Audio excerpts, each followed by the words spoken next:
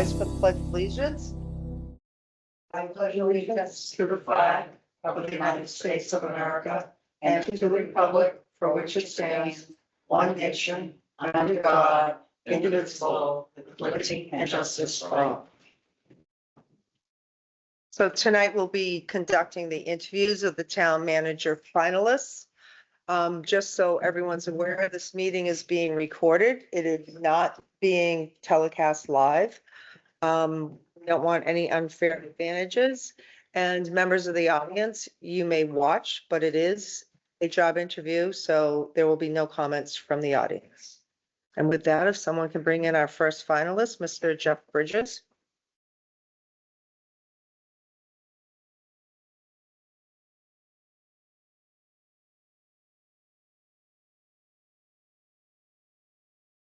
And while we're waiting, I should announce that John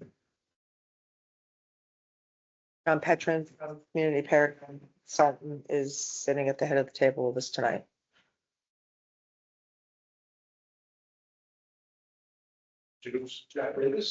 Thank you. Winner, winner, chicken dinner. Or have nice to meet you. Nice to meet you.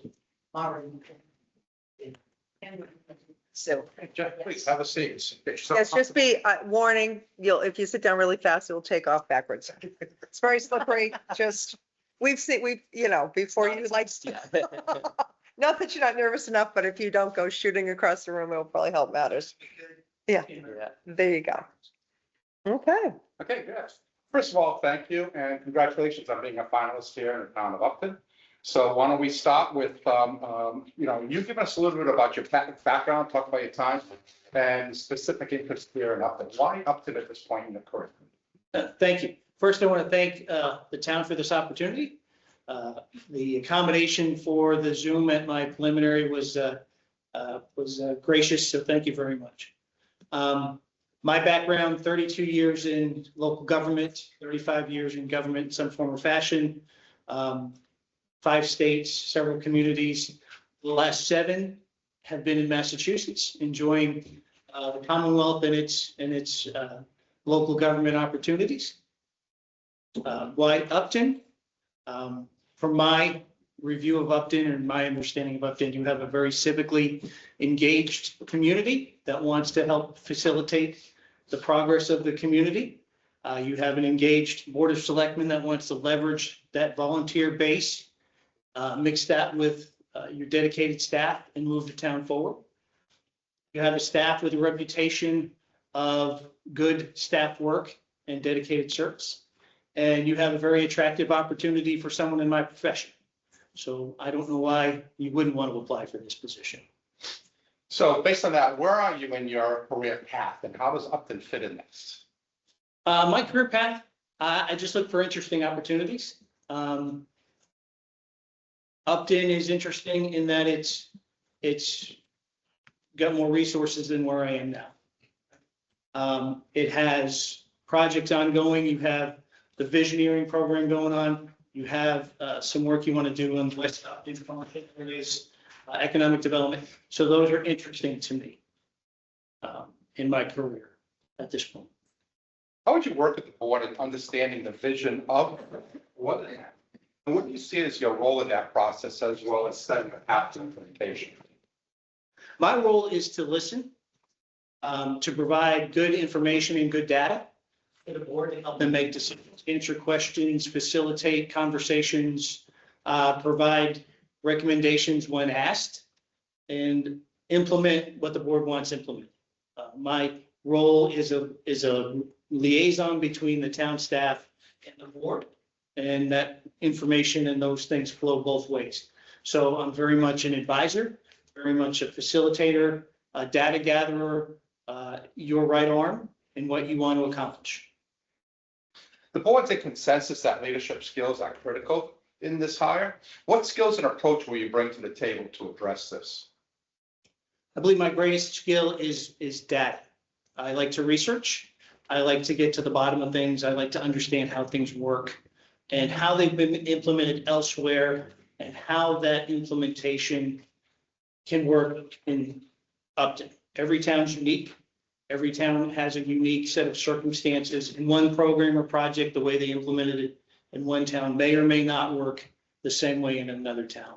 So it's really incumbent to understand the culture of a community, the skill sets of the people that are going to be working on a particular project, and finding ways to make that work for Upton, right? So you may want to do X, Y, Z, and it worked over here, but over here they had these particular circumstances. How can you make that program work here when you may not have those particular circumstances? Or can you create those to make that work? So that's where I think my strength is in gathering that information and identifying the skill sets and tools to make things happen. So based on that, you already mentioned a great team of employees here. How do you intend to work with that team to listen and understand them, to create a positive workplace and to build on teamwork? I believe that the employees want to do a good job, and that's universal. They want to be allowed to do a good job.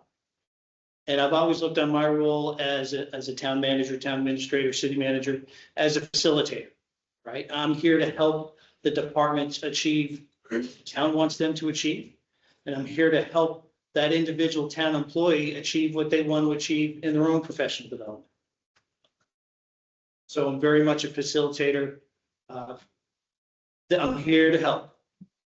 I can't be a DPW director. I can't be a police chief, but I can help them achieve their goals and help them get the resources they need to do their jobs that the community wants done. Can you give us an example of how you've done that in the past? I do that every day. We're currently, right now in Spencer, going through a process where our ambulance company that served the town for 60 years is decided to close up shop. So I'm facilitating a process, a two-pronged process for the board and the community.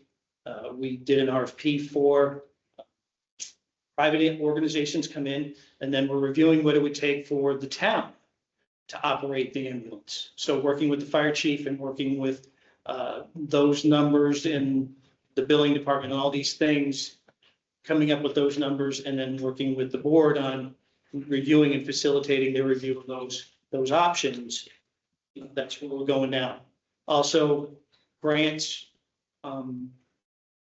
staff development. We've hired a lot of young staff because we don't compete very well in the marketplace.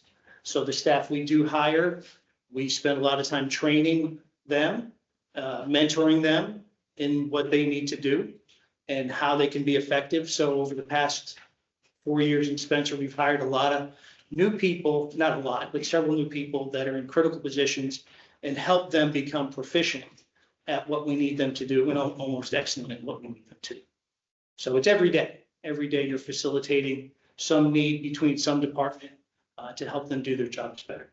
Do you use revolving funds for fire? No, not really.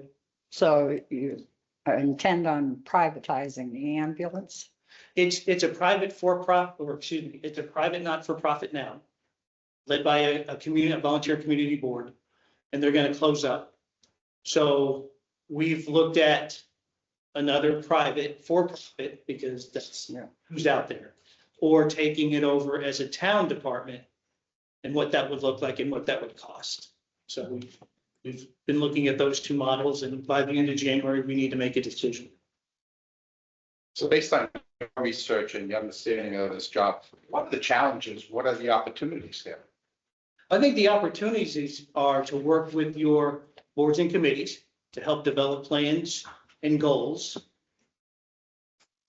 and then establish an implementation plan for those. You have the visioneering program going on. You have some work you want to do on the West Upton Center. Those present opportunities for projects, programs, goals, and you can implement those. Right? I very much enjoy working with boards and commissions. I spend a lot of time with volunteer boards and commissions, providing research data, and then trying to find resources to implement those. We're in the Commonwealth, there's 2.5. It's a cap, it's a hard cap, and finding resources is tough. So grants, facilitating volunteers, facilitating opportunities. That's how I spend my day.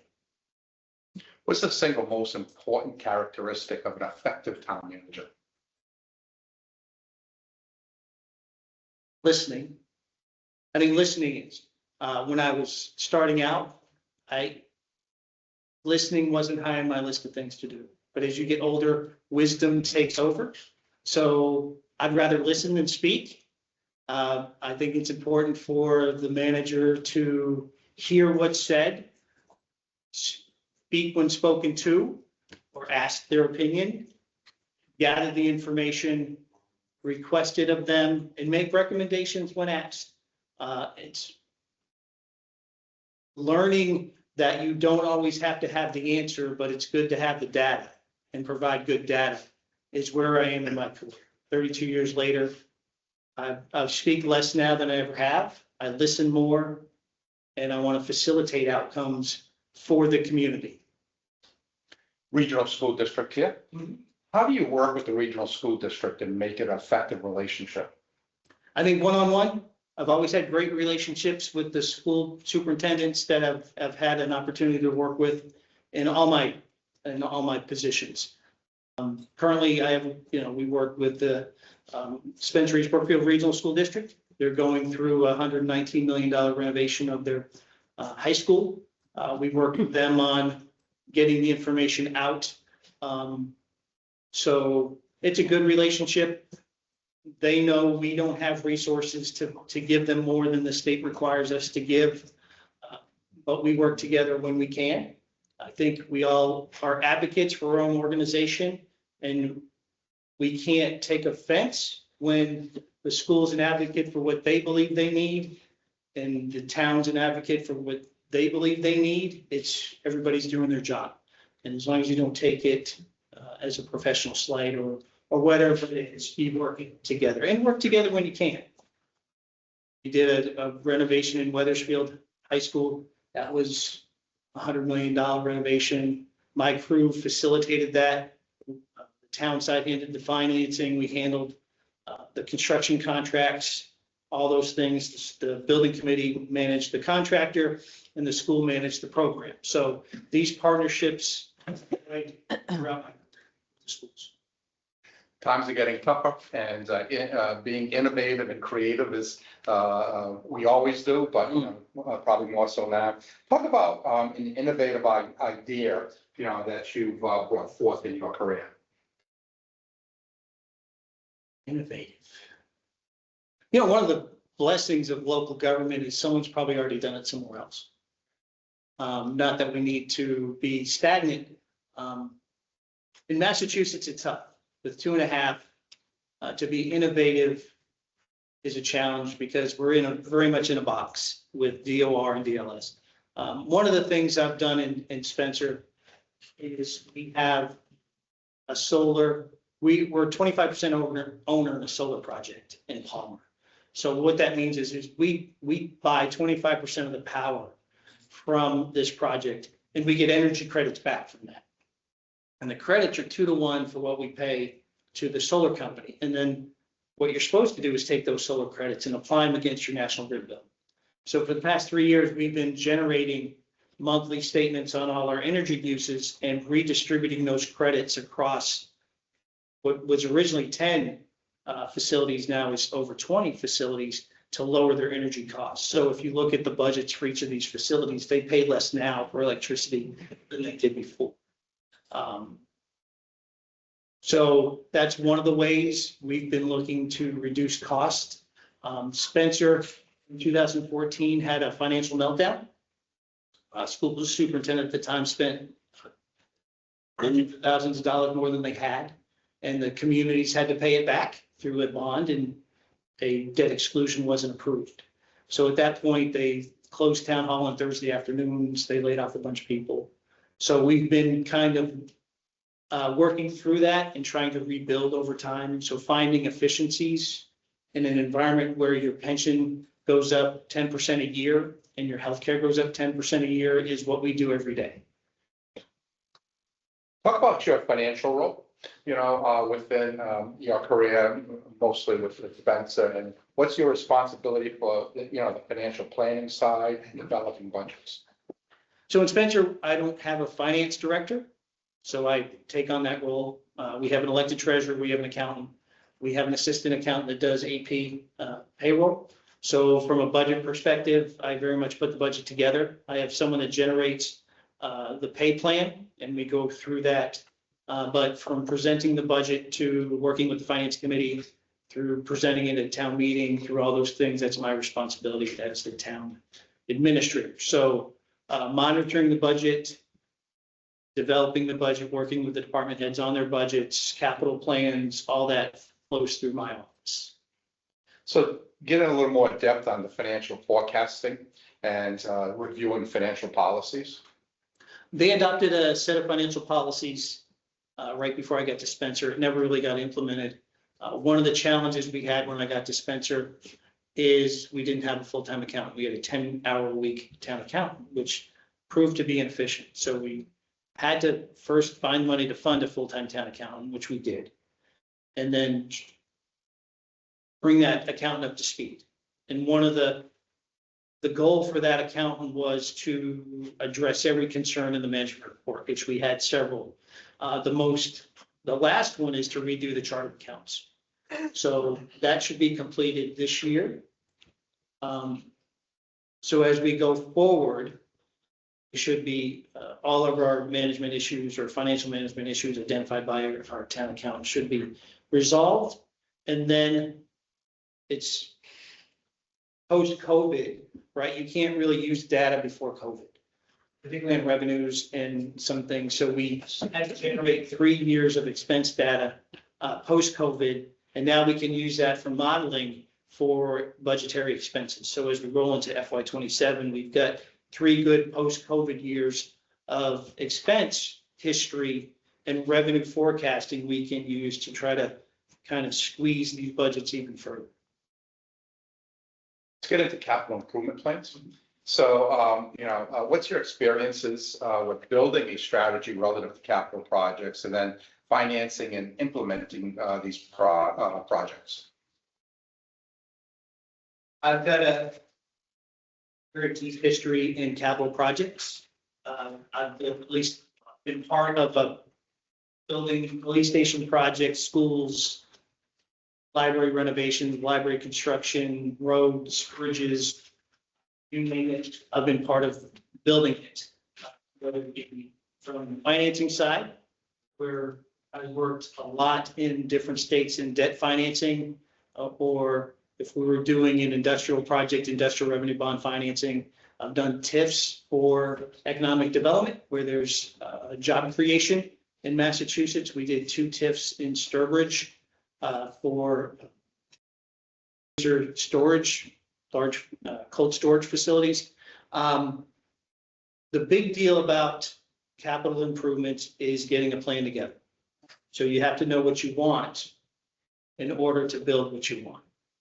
So that's very much a process for the community to go through, prioritize what you want first, and then take that project on, get that done, and then figure out what's next.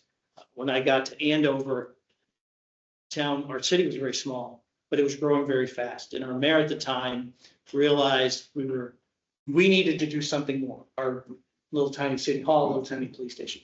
So the community put together a facility plan. So we built a new police station. When that was done, we built a new library, and then they built a new city hall.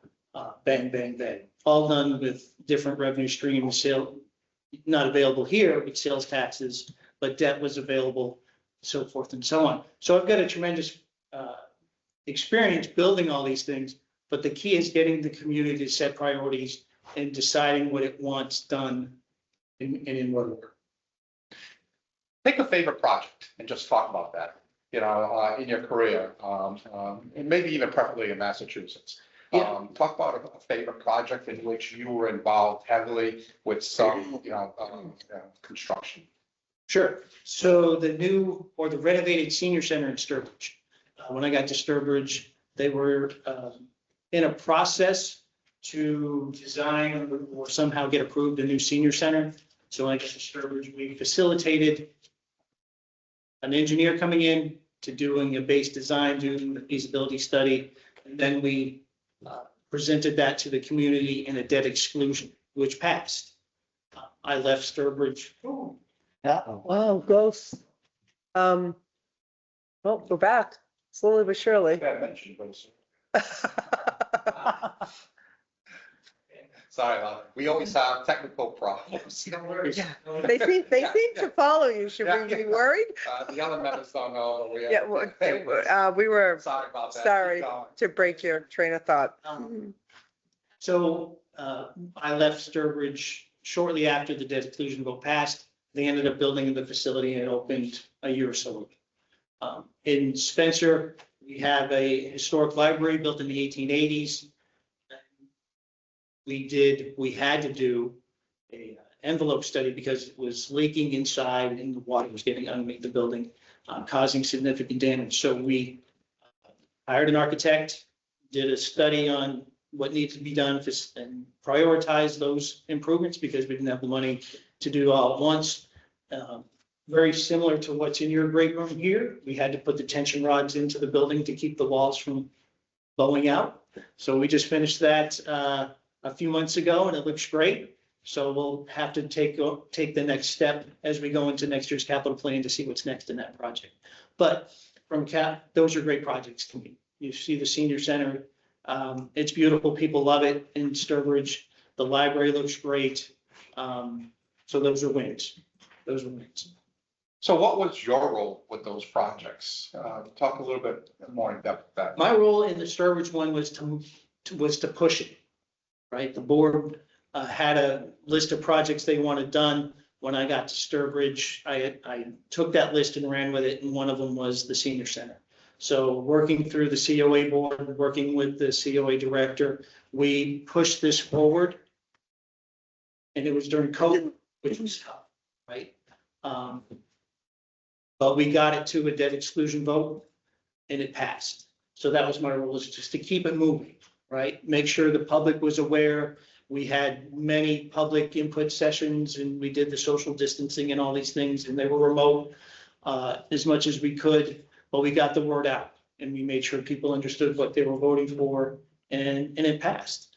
Same with the library, communicating with the board, communicating with the public on what's going to take place, facilitating the repairs in terms of contracts and bidding. I'm the procurement officer, so it all had to be done according to the purchasing laws. So yeah, my role in a lot of things is to push.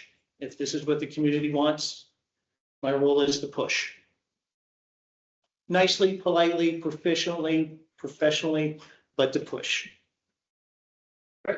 In HR today, what are some of the key issues that needs that you want to address? I think communication. And this shows my age, which is getting, the younger generation, communication is tough, right? Text, everything's on the text.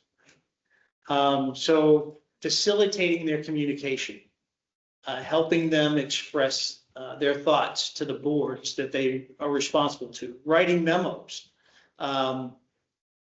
communication. I think that's the biggest challenge. I think the younger generation coming up are more educated than they've ever been, but it's not all digital. The world isn't all digital. There is a need for one-on-one or one-on-group communication in helping this next generation of public employee come up, to not be afraid of that communication and to engage in that is probably the biggest challenge I think we're going to see.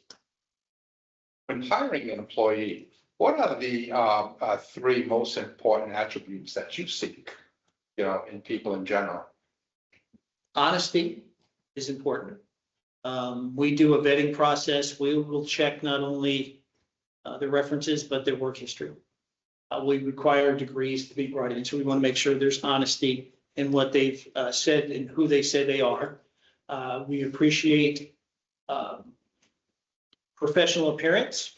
The standards have somewhat diminished from years and years ago, but professional appearance is still necessary, not necessarily suit and tie every day, but something that is appropriate in the modern world is important, and a work ethic, right? We want to make sure you want to come to work on time, you want to spend your time effectively, you want to do your job, and you want to make sure that those people who depend on you can depend on you. I think those are the three things: honesty,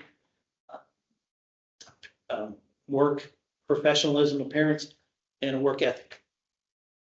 You mentioned teamwork earlier. So how do you encourage that in the workplace? I mean, we're spread out. You know, we're not, one department. We're spread out across. How do you get the team of Upton, moving forward as a team? Communication. I think in a small town, any small town, you need the departments to work together in order for things to happen.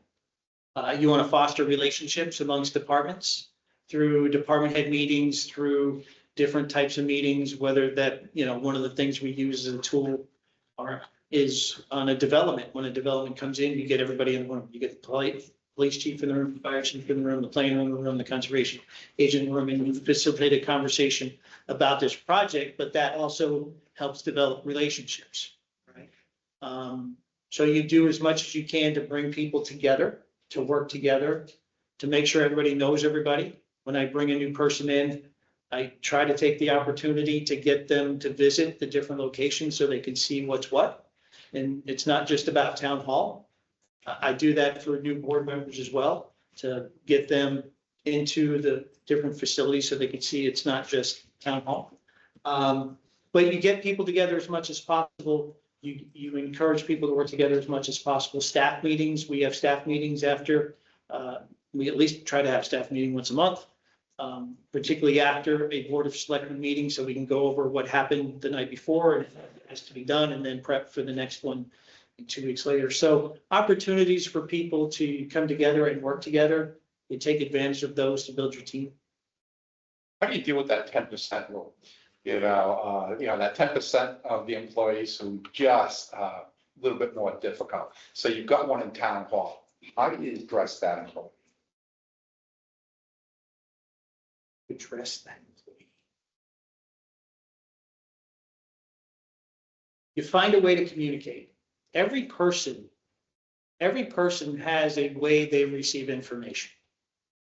And some people can receive information very point blank. Other people can't receive information point blank because it's intimidating to them or they feel offended. So finding the way that 10% person receives information and finding out what's important to that 10% employee is important, right? Find out what it is that's important to them, find out how you can communicate with them and find a way for that person to get what they need to be productive. They don't have to like, they do. They don't even have to like me, but they do have to do their job effectively, politely, in the best interest of the community, and finding ways to make that happen. I think engagement, if you have to spend a few extra minutes or some extra time on an otherwise productive employee, I think that's time well spent. But finding a good way to communicate with that person is the first thing you need to do.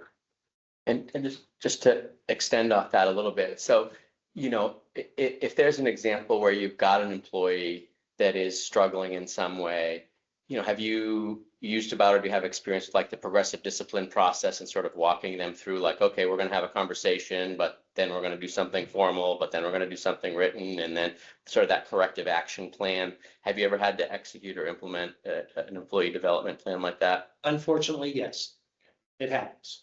And in 32 years, it's happened, but not frequently. A lot of employees, once they start that process, will see the handwriting on the wall and decide that maybe this isn't a career for them. But there has been times where you have to take those steps and terminate. And it's unfortunate. You do everything you can to save a person. And I firmly believe that employees terminate themselves. If you do it right, if you give them the opportunities, if you offer the help and the education and the training and whatever resources they're looking for, at the end of the day, if they're just not going to make it, they've made that choice themselves. Thank you. Talk about, and remember, we're on tape here, so it'll be live. Talk about the most challenging employee situation you've had and what made it challenging and how did you resolve it? I think the most challenging one I had became it became coexistence. I had a very challenging, very strong department head in another community. And according to that community's charter, I was the only one, the town manager was the only one that had any say over what that person did. That person was adamant that that was not true. So for many years, we coexisted, keeping our relationship as professional as possible, but not letting it disrupt the public, not letting it disrupt the department, not letting it disrupt the community. We didn't get along, but we made it work for the best interests of the community. And that was, and he was there after I left, but then was, he's not there anymore. So let's talk economic development a little bit. So with what you know of Upton, how would you describe its attitude towards maintaining its current character into the future? And what suggestions would you make to improve on the approach to economic development here? Well, looking at your zoning map, most of your town's agricultural. And you've got some main roads, main road that you can zone commercially. Communities make choices. If you want more commercial development, create more commercial property. Right? That means rezoning, that means making those tough choices. If that's where the community wants to go, I'm all for it. If the community wants to look at redevelopment projects, Spencer has been going through a process of looking at its properties and which ones we don't need anymore and which ones can we put in redevelopment hands. We have an old fire station. We just did it on RFP to put out for reuse, so that fire station will be apartments now. Right? Take advantage of your opportunities. I think the community needs to come together on economic development. And what are you willing to do? Right? What is it? Because when a government gets involved in economic development, it's because the market isn't responding the way the community wants it to, right? So you somehow have to move the market. You have to create equilibrium with who you compete with, whether that be through extending utilities at the town's cost, whether that be rezoning, whether that be the assumption of some risk, right? If that's what the community wants to do, I've been part of those programs and projects in many communities. But economic development is really about what does the community want? What's it willing to do to get it? And is there a way to facilitate that happen? Yeah, so it's really up to what the community wants. Again, my job is to push. If the community says we want X, Y, Z, I can make sure X, Y, Z happens. I can give you recommendations on economic development. We can do studies on what the market says is good for Upton and what's lacking in Upton and what would be good for Upton. I know you have the church you're struggling with. Is there a commercial element that can go there? And that needs to be explored, right?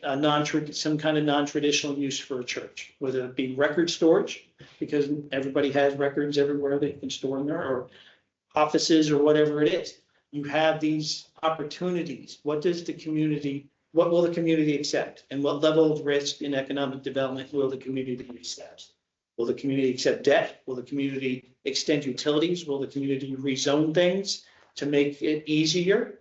It's really all those tools in the toolbox have to come together. One of the things I wish we had in Spencer is we have, if you've been through our downtown, we have some very old buildings that are vacant. And I've used this tool elsewhere where you use a TIF, a tax increment financing project, to rehab an old building into new apartments, right?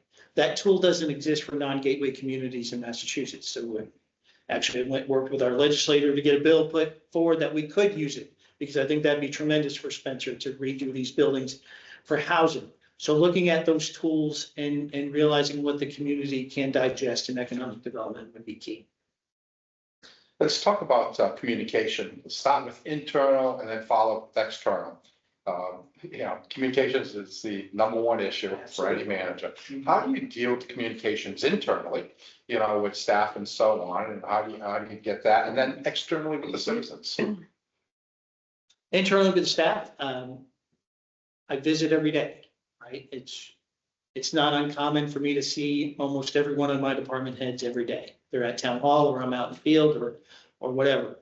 I go to their places when I need to talk to them, because sometimes you call the fire chief up, or you at the station and you talk, rather than calling them to my office, because that sounds like you get called to the principal's office.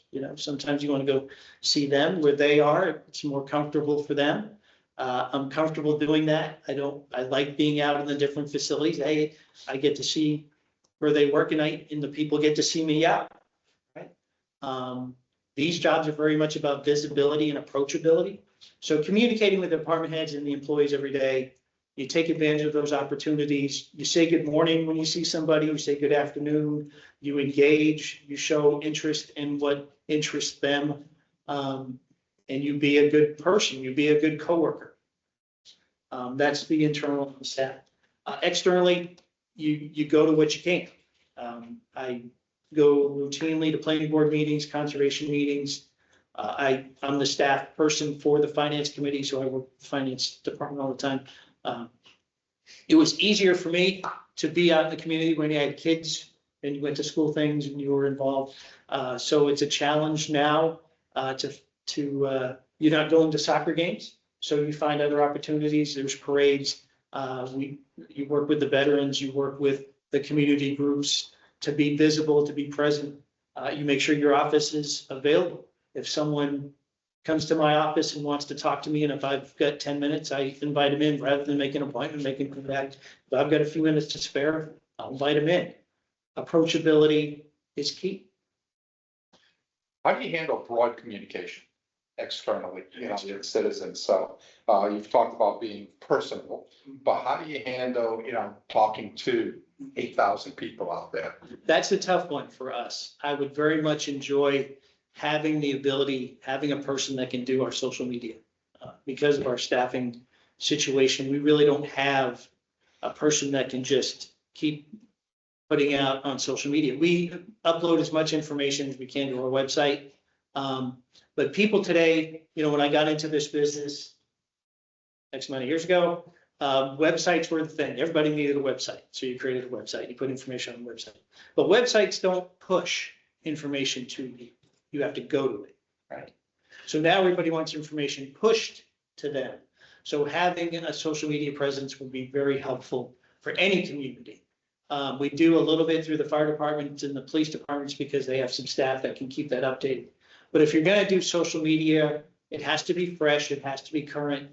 But that's where we're challenged in Spencer. Our local newspaper doesn't have a local reporter anymore. So if we want something published, we have to write it ourselves again. So that is very much a challenge for us. So we put as much as we can on the website. We televise all our meetings. We have a remote option for all our meetings.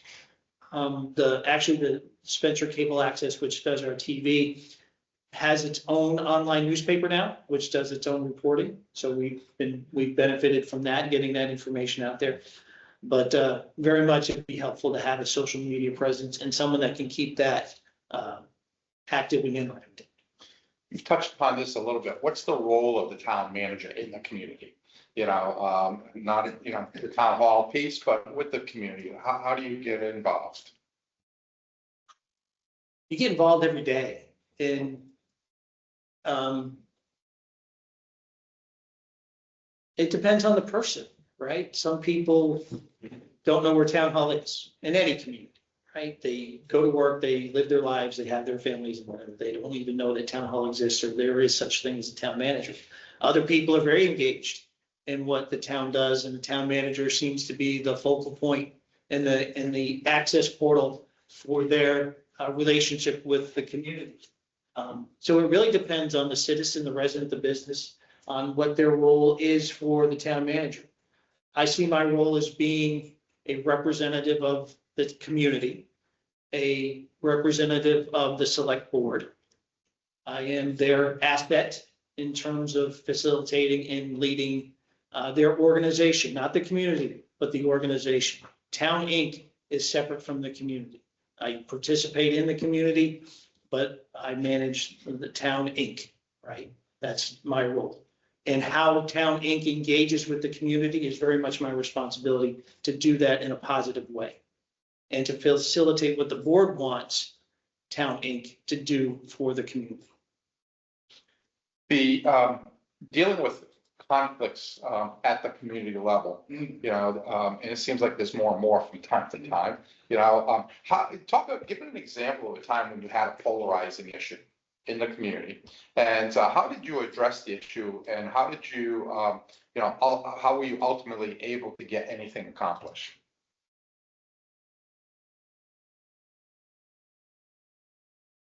Okay. I have a very good polarizing issue. We were in Sturbridge, we had the opportunity to get the racetrack, the horse racetrack. I supported it, the planning board supported it, the economic development group supported it, the select board supported it. And what a lot of people don't understand is the racetrack project that keeps going around the state looking for a site isn't really about horse races. It's not. It's about online gaming, right? Because you need a situs in the Commonwealth to get an online gaming license. And that's what they were really after, which was great because the project was still a great project. The unfortunate thing is there's a very poor reputation for horse racing, right? It's not been a very good sport for the animal, and that's understood. So, we went through a process of community engagement, and there was definitely, we had the largest town meeting. We had over 1,100 people at our town meeting that voted for the zoning change. Actually, they didn't vote for the zoning change. We got crushed hard on that deal. But it polarized the community.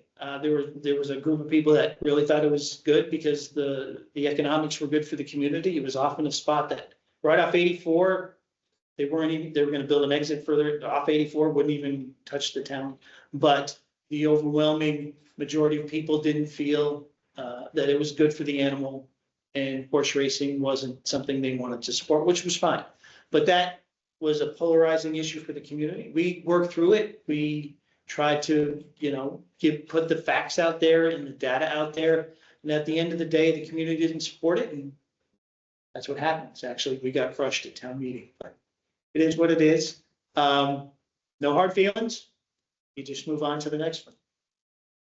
So with Upton being a 3-member board, please address the nuances between a 3 and a 5-member board. You're on a 5, you work for a 5-member board today. I work for 5. I've had up to 9. Yeah. Okay, great. So talk about the nuances between a 3 and 5, and with any experiences you may have had, as well as the challenges that you feel a 3-member board may have, and how it affects your relationship and communication. Well, I've always said on Tombstone, I want printed, he had 5 votes or 3 votes, right? 3 out of 5. He had 3 votes.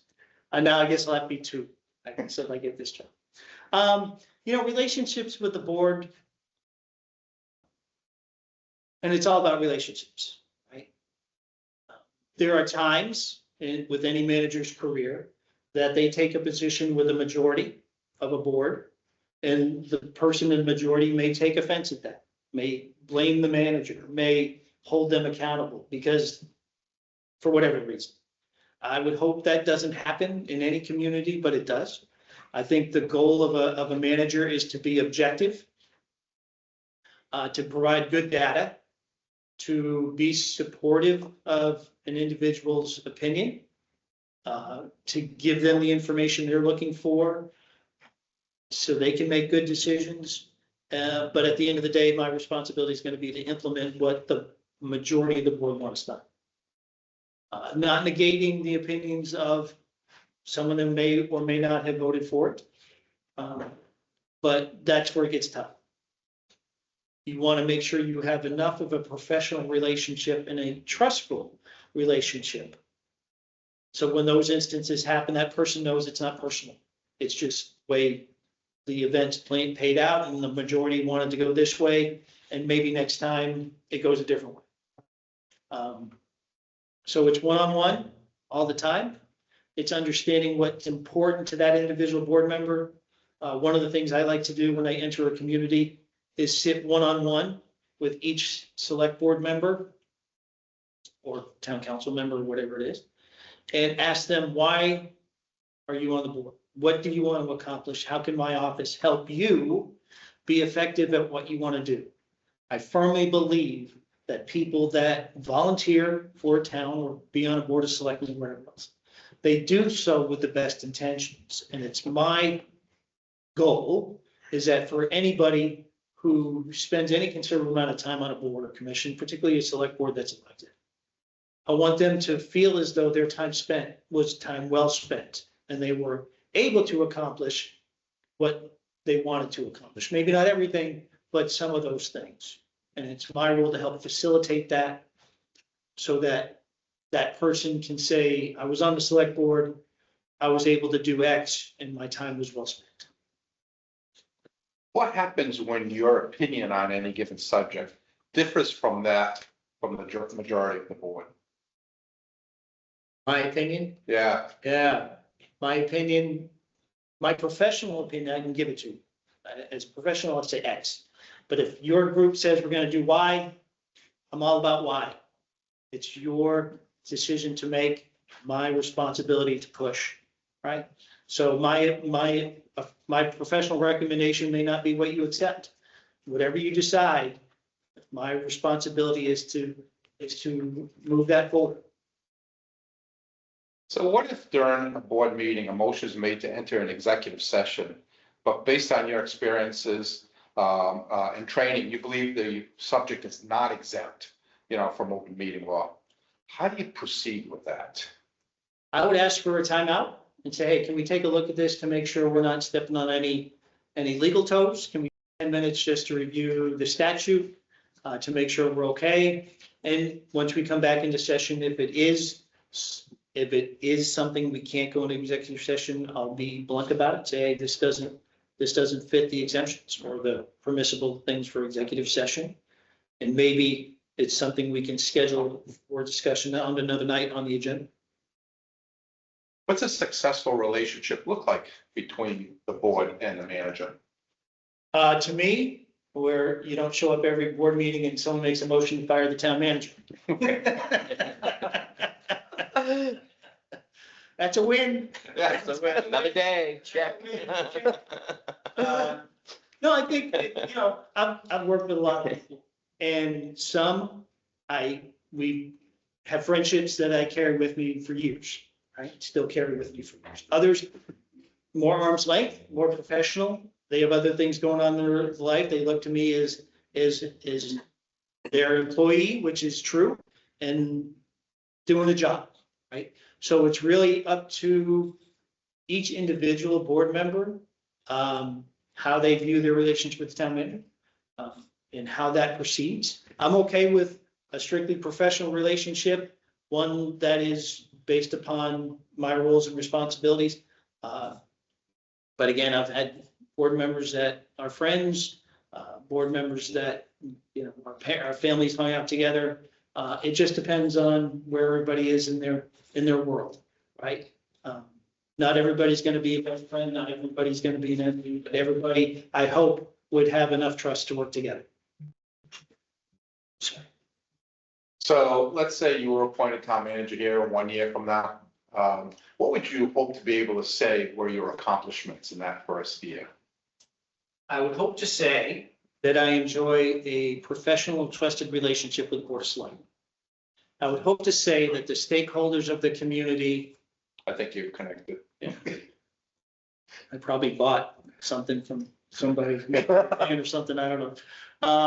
I would hope to say that the stakeholders in the community look to me as an asset and a facilitator of what they want to see for the community. I would hope the staff would say that, goodness, You know, you used to be able to disable your phone. Yeah. I silence my phone, I can. People keep telling me I can silence my watch, but I never come off of silent. So I would hope the staff would, would look to me as someone who is interested in what they do, helps them along with what they do, respects what they do, and can facilitate their, like I said, facilitate their profession, not only as it relates to the setting the goals of community, but them as professionals in their own right. What can they do to develop their skill set? And then I show an interest in that, and I show that it's important to them and that we should do that. So, and then that all takes place within a matrix of what's next, right? Because every day it's what's next. You come in the office, you got to prepare for the next board of selectmen meeting, you got a finance committee meeting, you got a town meeting.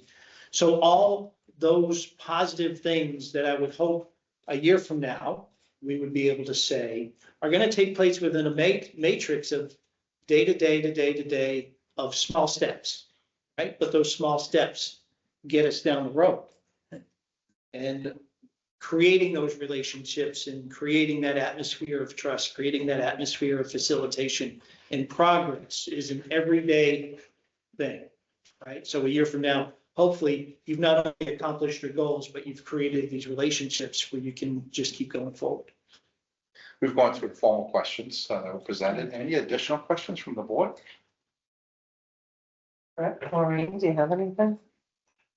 What do you see as the, a candid observation about what the town's assets are and what the challenges might be for you according to the town's profile? Sorry. I think Upton is challenged like all the small towns in the Commonwealth, right? You've got a 2.5 cap. You've got schools that need more money for, to educate kids. You have health insurance that's going up, skyrocketing. You've got pension obligations that are skyrocketing. How do you take those steps every day, right? Upton has done I look at your ambulance and firehouse, it's beautiful. Your police station is beautiful. You clearly have a citizenry that's engaged, right? You clearly have a citizenry that understands the value of its community and the assets of its community. So the challenge is, what's next? How do you muster all this energy into what's next? I know you're working on a DPW facility, right? That's what's next. What's after that? Is there something that the community hasn't addressed? Do you need a long-term road maintenance plan? Do you need stormwater? Right? All these things get put into a pot that the community has to generate. And you challenge just like everybody else. There's not enough money. Too much responsibility, not enough money.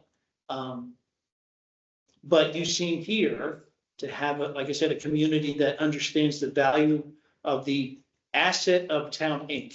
and is willing to support that through buildings, through debt, through whatever, through their own time. Sometimes getting the community's time is more valuable than the community's money, right? So all these things have to come together to overcome whatever it is. And right now, the challenge for most communities in Massachusetts in this period of high inflation is, how do we buy that next fire truck that's $1.1 million? When 6 years ago, it was $600,000. How do you pay for the next ambulance? That's gone up by 1/3. And trying to communicate with the public on this is the environment we're in. That's the challenge. Have you been involved in any grant writing or? Yes. Okay. I've done a lot of grants. The one grant, I think, which is, I'm going to bring it up, was able to, we have an old school that was closed in 2015. It's sitting on 22 acres in Spencer, smack dab in the middle.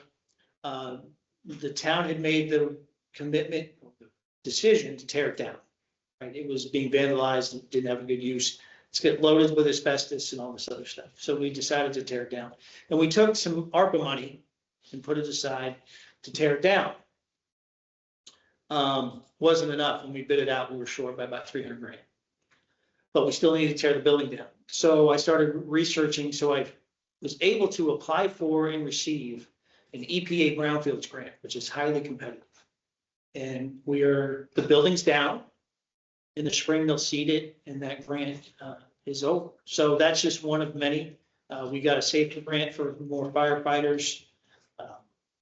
You know, you get the earmarks from your representatives. We're finishing up a fiber optic project through a federal earmark.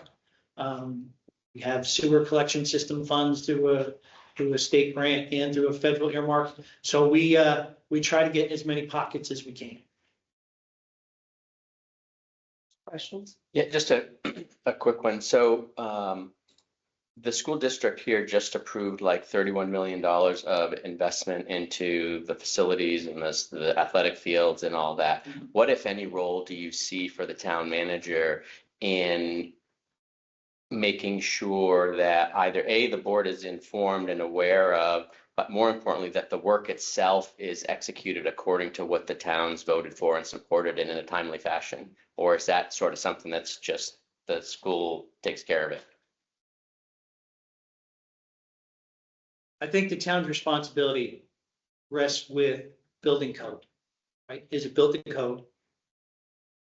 And that's where your building inspector and your plumbing inspector and all these people come into play, and your fire chief and all these other things. I think that's where the town plays a role, making sure that the utilities are done properly, making sure that the building is built to code, making sure there's certificates of occupancy, making sure it's safe, particularly if they're going to rehab a building with students in it, right? I've been through that a couple of times where you've had ongoing renovations in a building that's occupied, making sure that those separations are safe. So that's where the town comes into safety codes, building codes, utility placements and so forth. And if the board wants the manager to be part of that, or at least attend the building committees and get information and make sure the minutes of the meetings or whatever comes along. If that's what the board wants, that's what the manager should do. Thank you. That's great. Thank you. That's it for me. Any other questions? That's it. Okay.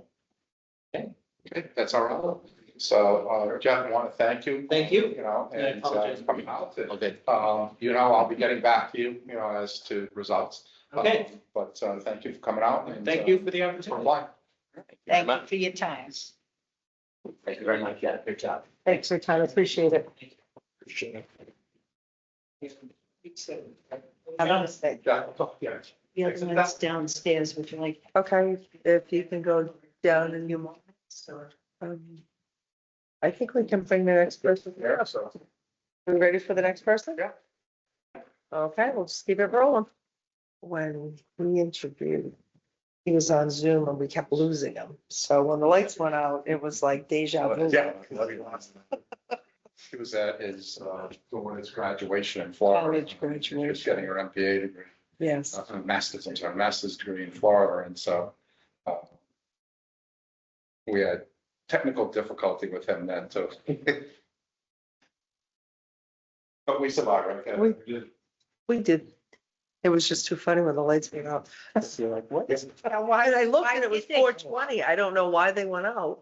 It's because everybody's supposed to be before the end of the day, so they're set to automatically turn off. Okay. Right. So See, our IT guy knows. Actually, I could have changed it. Just have to think till they went out. Technology. Spectacular, Paul. We run our whole world through. It's sad. We do. We're ready for you, so. Bill Shinod. Hello. Hi, Bill. Good to meet you. Nice Good to see you again. Me too. Bill, nice to meet you. Let's get comfortable, have a seat. And just be careful when you sit, it has a tendency to take off backwards. We just like to give people a warning. We've seen them kind of slide down the aisle. Not how you want to start in Yeah, we there. don't want to, YouTube type thing, you know. Yes, yes.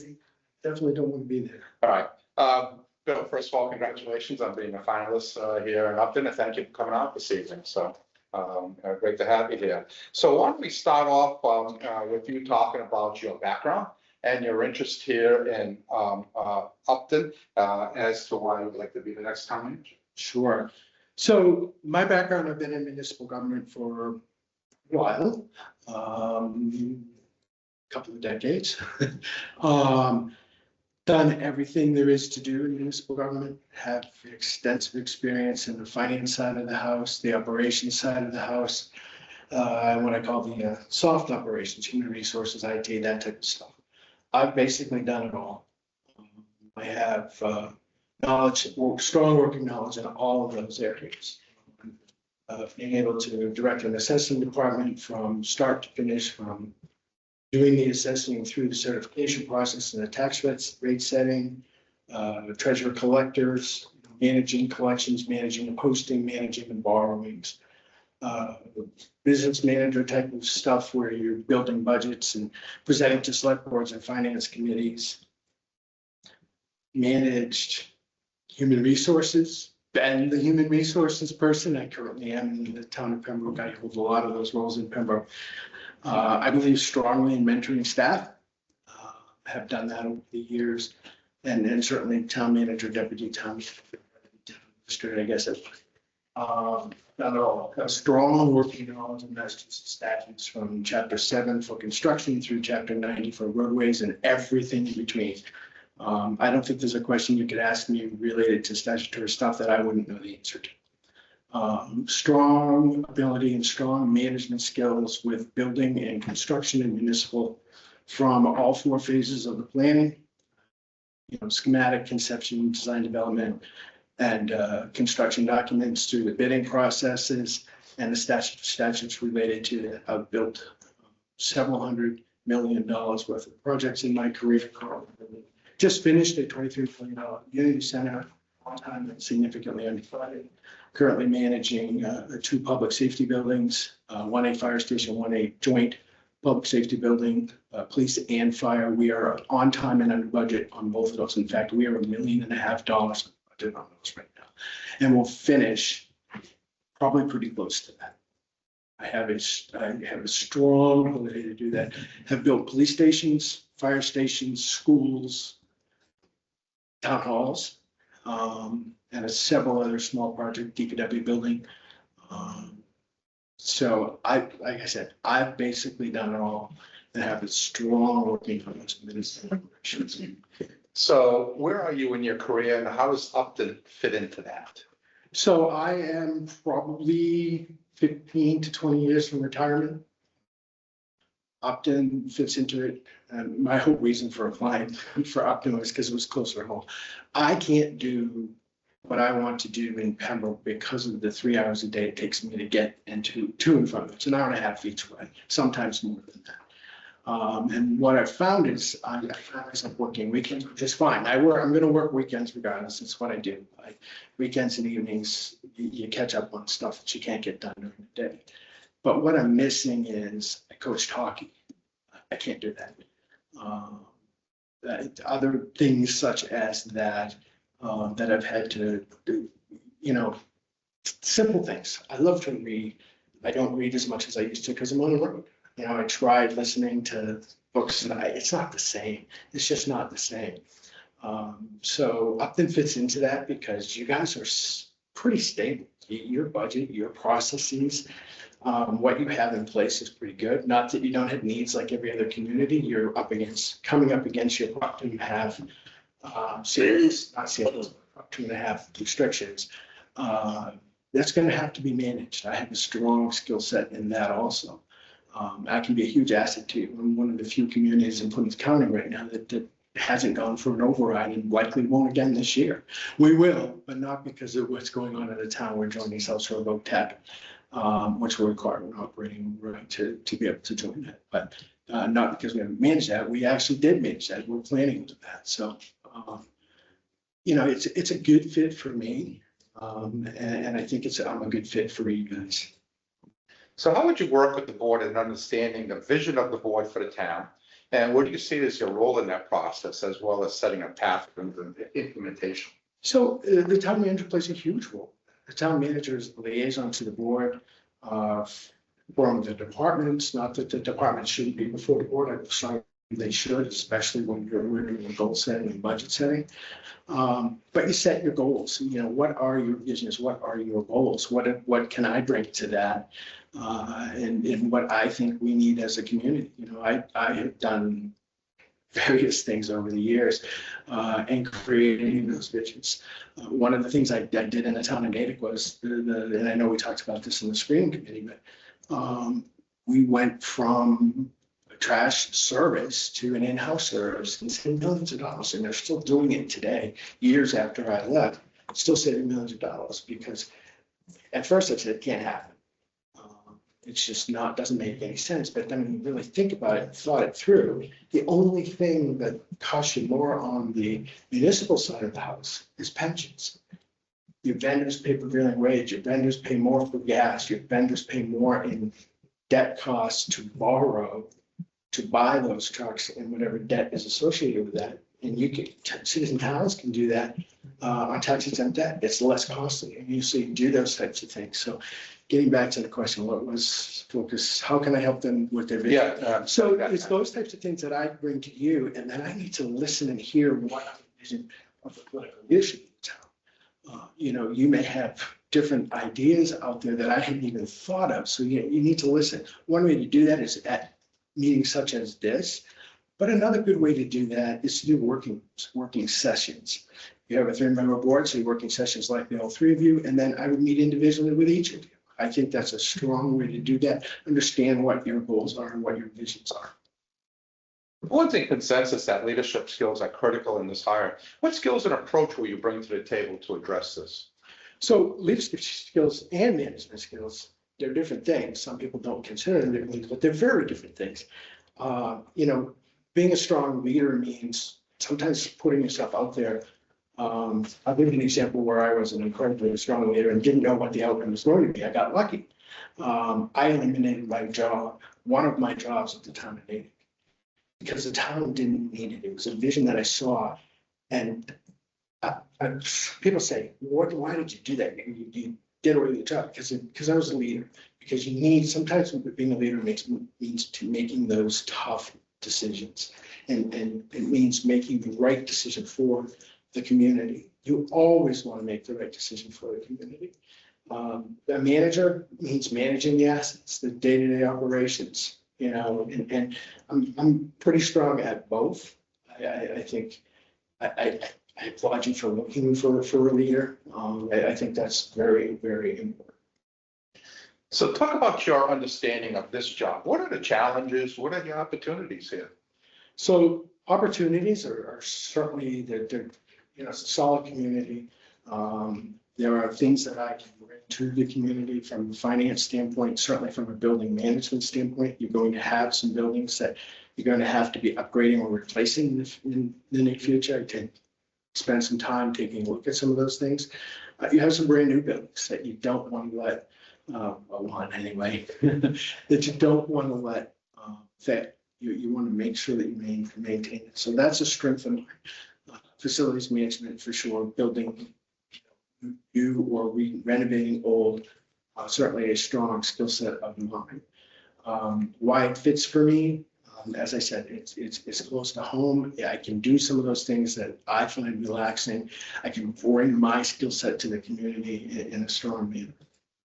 So Upton has a great team of employees. How do you intend to work with that team to listen and understand them, to create a positive workplace and to build on the teamwork? Sure. My plan would be, call it my look, listen, and learn tour. You know, don't walk through the door. I did that once and I failed at it. Don't, lesson learned. Don't walk through the door and expect to make a ton of changes. You know, look at what's going on. Listen to the staff. Listen to the elected officials. Talk to the superintendent of schools. Obviously, you have a regional school district list that's a little different than you know, some of those jobs that have been in the past, but not all that different. They still have needs, and we have, you know, back and forth. Have that bi-weekly meeting. And then once you've taken a look at that, listen to what the employees have to say, learn what's going on there, and then, in a while, present some ideas for change. I may not need them. I mean, most communities just, we can all do a better job. I can do a better job where I am now. We could have done a better job in the previous thing, and then those communities could have done a better job. And I may bring a slightly different perspective to things than what you've seen in the past. You brought up the school district, so how do you create an effective relationship, with a school district versus the local school system, and the town? So communicate, understand what their needs are. They have huge capital needs. Their capital plan is just it's scary. Not we yet. You have funded a lot of the capital needs already, but understand the Chapter 70 formulas for a regional school district and what that means. Understand what the local contributions are going to be. Plan that out. Do a 5-year plan. A lot of communities do a 3-year plan, but do a 5-year plan. And if a lot of communities do a 5-year capital plan, do a 7 to 10-year capital plan. Don't necessarily publish all 7 to 10 years, but know what's going to be there. Know what your big needs are. It's a lot easier to plan for a $150 million school if you know it's coming, 7, 8, 9, or 10 years out. And MSBA is going to require you to start that work early anyway to get them out funding because of the way the MSBA process works. So, communicate, understand their needs, tell them what your abilities are. We may not be able to afford 100% of what their asks are. What can they live with? And a good solid communication plan where you meet regularly with the superintendent and attend school committee meetings. I think that's important. You can learn a lot from those meetings and just move forward from there. What do you think is the single most important characteristic of an effective town manager? I'm not sure there is a single. I know that's the question. I think there are several characteristics. You have to have the knowledge to fall back on. You have to have the support of your staff. You have to have the support of your political leadership. That's earned. Work with them, communicate with them, set goals, both with the board for the town manager and the town manager with your staff and the town manager that supports the goals of the political leadership. There just isn't a single characteristic. Communication is important. Effective listening is critically important as part of that communication. Don't just hear what they're saying, but listen and take those actions. Coming into some difficult financial times, which we haven't seen in a few years, but it looks like we're getting there. Talk about innovation. You mentioned one great project where, you brought the trash, in-house, in Natick. Talk about innovation and creative problem solving. So you absolutely have to think outside the box. Don't be afraid to do the study and do the homework. That was a big one. I mean, that's millions and millions of dollars, but there are small ones too. I've done some of that with Pembroke and I did some of that with Natick, shared services with other communities. There are lots of requirements out there. Your stormwater management permitting, and your catch basin cleaning, and street sweeping. Those are things where small communities such as Upton and such as where I'm now in Pembroke, have staff do that and to purchase the equipment necessary to do that is a challenge. But if you share that equipment with 2 or 3 communities, you can do it. And as far as street sweeping right now, it's difficult to get the contracts and very expensive. Those costs have gone up a great deal. So that's one idea. Work with your unions in collective bargaining to save money. We as communities across the Commonwealth spend a lot of overtime money for weekend operations that we don't necessarily have to if you can work with unions, especially during tough times. So do those Tuesday through Saturday schedules, those Sunday through Wednesday schedules, and then have a Monday through Friday schedule so that you're reducing that time. It's not popular with the employees, but the employees ultimately want to be employed. And if you're getting into really difficult situations where you're going to have layoffs, they're willing to work with you and build those relationships with your union so that your collective bargaining goes smooth. I've had great success in the collective bargaining and during tough times. I mean, we right now in Pembroke, have settled all but one contract, and we've settled them at a 0.512. Because we're a little tight this coming fiscal year. And we know that those percentages, look around the state, folks, they're unheard of right now in some of these, especially in public safety contracts. And we did that with the fire, we're still negotiating with police. So. Let's talk about finances a little bit. You mentioned it in your introduction a little bit. So talk about your role in financial planning, you know, in your past positions, as well as your financial management strategies for ensuring organization sustainability. So my role over the last several years, last 6 years with Pembroke is I'm one of the primary people, myself and the town accountant, who built budgets, built capital plans. My role with the town of Natick, both as the deputy town administrator and as the acting town administrator, was to build those budgets. I built huge budgets in Natick, not so big in the town of Pembroke. We're about $82 million, all in with our enterprise funds for operating. Our capital's less than half of that. Well, our capital is inflated right now because we're building those budgets.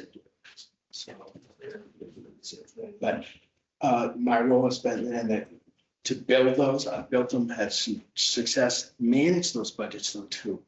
You know, do a monthly review with your boards, do a monthly with the select board for sure. Do a quarter. Currently do a quarter review with the finance committee. Just did that last night, as a matter of fact. You know, so they're in the loop. And if you manage it on a monthly and quarterly basis, you can predict any problems we're gonna have. I actually print a report and in red, a list, highlight in red, anything that we're projecting to budget, and we explain why.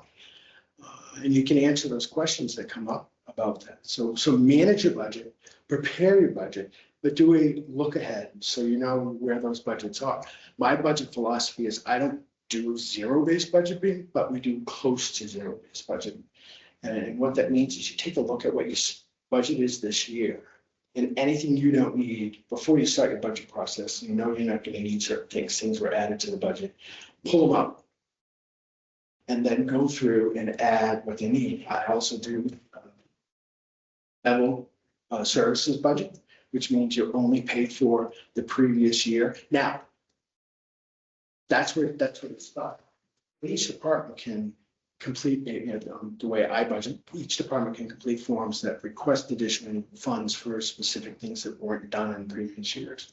So my fire department this year is asking for 4 new firefighters. They say they can save a lot of overtime. They may be able to. We're looking at that, but that's a form they put forward saying, hey, here's our plan. And we look at that, we talk to our select board, we talk to the finance committee, and we build that budget around. I think I've had very great success over the years doing that. And although I'd love to do zero-based budgeting in municipal government, it's almost impossible. So. Talk about financial forecasting, the role of financial forecasting, your position on that, as well as financial policies. So financial policies are critical. We'll start with that. You have to have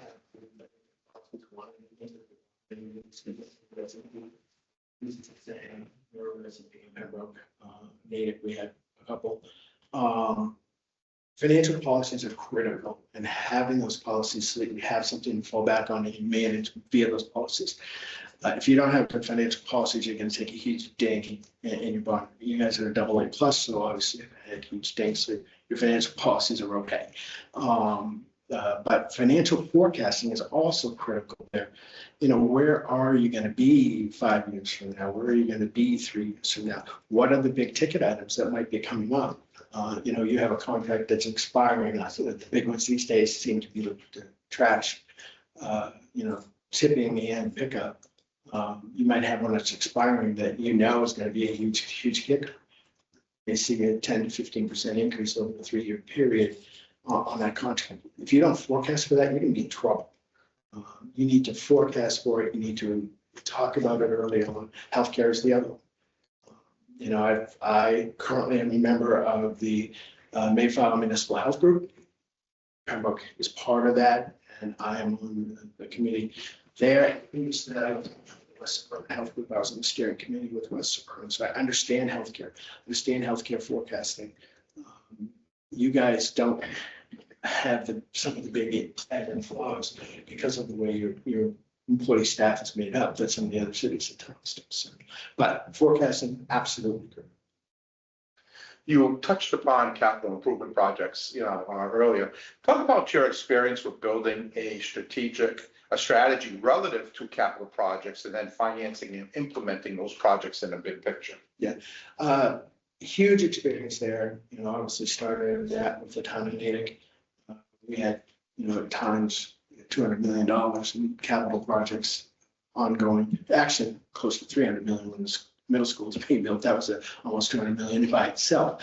But there's a lot of small stuff too. So the strategy is build your plan, know what your needs are, have your inventory. A lot of cities and towns don't have a good inventory of your buildings, your equipment. So if you don't have a good inventory of where it's at and what the useful life of your building, MEP, mechanical, electrical, and plumbing systems, and your equipment, trucks, downward chainsaw, you need to know what you have, what the useful life of that equipment is. You need to have a budget to maintain that equipment to get the useful life out of it. It's critical to be able to do that. Once you have that inventory, then you need to project when those items are going to need replacement or repair. And then it's just a matter of building that out. I am very, very good at forecasting for buildings. I've done on building projects. There are some you're going to need an expert for. I mean, I would consider myself very strong in the water sewer field. I've managed it before, I understand it. From pump stations, both on the water and sewer side. It's important to manage that stuff, but you may need an expert that helps you along the way with a sewer station useful life. And you can look at what they're at and what things are going, but you also need, there are certain things that we're not going to have the expertise for, that we need an engineer for. So do that work, build it out, just understand where things are going, and then just forecast it out. Like I said, always have a 5-year. But know that 6, 7, 8, maybe even up to 10 for some of your bigger and more critical infrastructure. Pick a favorite project in your career, and talk about, your role in that and your responsibility with the project. So I have managed so many projects over the years. Pick a favorite project. I guess I would probably go with the most recent that I just finished, the community center. It was a challenging project in there were some changes in between and other things. And I picked that because we saved a ton of money building it from where we had forecasted and looked at. We got a huge grants, $3.5 million in grants that we worked hard to get to bring that cost down.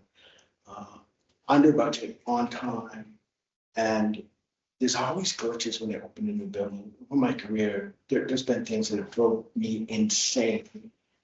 Just call it stupid stuff. We didn't have stupid stuff in this building because we managed it every step of the way. What I learned over my career, I implemented. I worked with the owner, worked with the general contractor, and that communicate. A lot of projects do weekly, bi-weekly, and monthly meetings. We did weekly construction meetings on that project. And it was a huge success and is a huge success. And we promised the taxpayers that there would be a ton of free services in that building that we weren't going to have to charge for. And those that we do charge for, we pay for the building. And we were pretty conservative in our estimates. It's paying for itself. We have people coming from out of town to use our community center that are paying premium money to participate in programs. It is huge. We have a track, we have a huge gym, 2 double gymnasium there, and then meeting rooms and everything else. We went to the state, we got to place a liquor license and rent the facility for weddings, for parties, at off times. Now that may not be popular with some people. It's worked for us. It's paying for the building, and you get a police detail and you manage it. We've had 0 problems. It's been open almost 2 years now. So that's why that's the one I'm most proud of, because we did it right, we planned it right, we built it right, we opened it, and now it's a success. Let's switch over to personnel management. In HR today, what are some of the key issues and needs that you need to address? Well, there's this huge difference in the demands. The person who graduated from college last May has very different ideas of where they want to be and where they want to go versus the 30-year veteran in municipal government. Managing that in the car and planning around that. Sorry. No, you're good. It's all good. I'm just glad I left my phone in the car because I'm sure mine would have been too. Shut mine. So. Watch is on. So, I'm sorry, did lose focus there for a minute, but that. No, that's okay. That's my fault. No, we're all good. So HR, one of the big things in negotiations that we're seeing these days that wouldn't have happened 10 or 15 years ago is, if family has paid paternity. It's something that's in every one of our contracts now. It's a good thing. I think the dad should be around, but it's something that we never really thought of 10 years ago. So that's it. The other thing is, municipal government is having a more difficult time. It used to be that the benefits on the municipal government side would attract, high quality employees. We're having a difficult time getting there now. We have vacancies for long periods of time, in everything from custodial to accountants and town managers for that matter. Our neighboring community down in Pembroke went through this entire process in a week's worth of work, getting candidates before the select board. And then the candidates were so poor that they didn't hire anybody and they're starting the process over. Well, you might know that. You guys are down in Plymouth, so you know what's going on in Plymouth County. So that's a challenge. You have to attract. So what we need to do is we need to attract, in my opinion, we need to attract the young, aggressive employees and train them. We just hired a recent grad from University of Maine. Great school, by the way. I know someone personally who went there. We got him. He came to work for us. We're paying him a fair salary. He's a junior employee in our treasure collector's office, but we're training him, we're mentoring him. That's a key right now, is to train and mentor staff so that you can get people to be successful, because you can't hire that person and they're just not out there. So you have to hire them.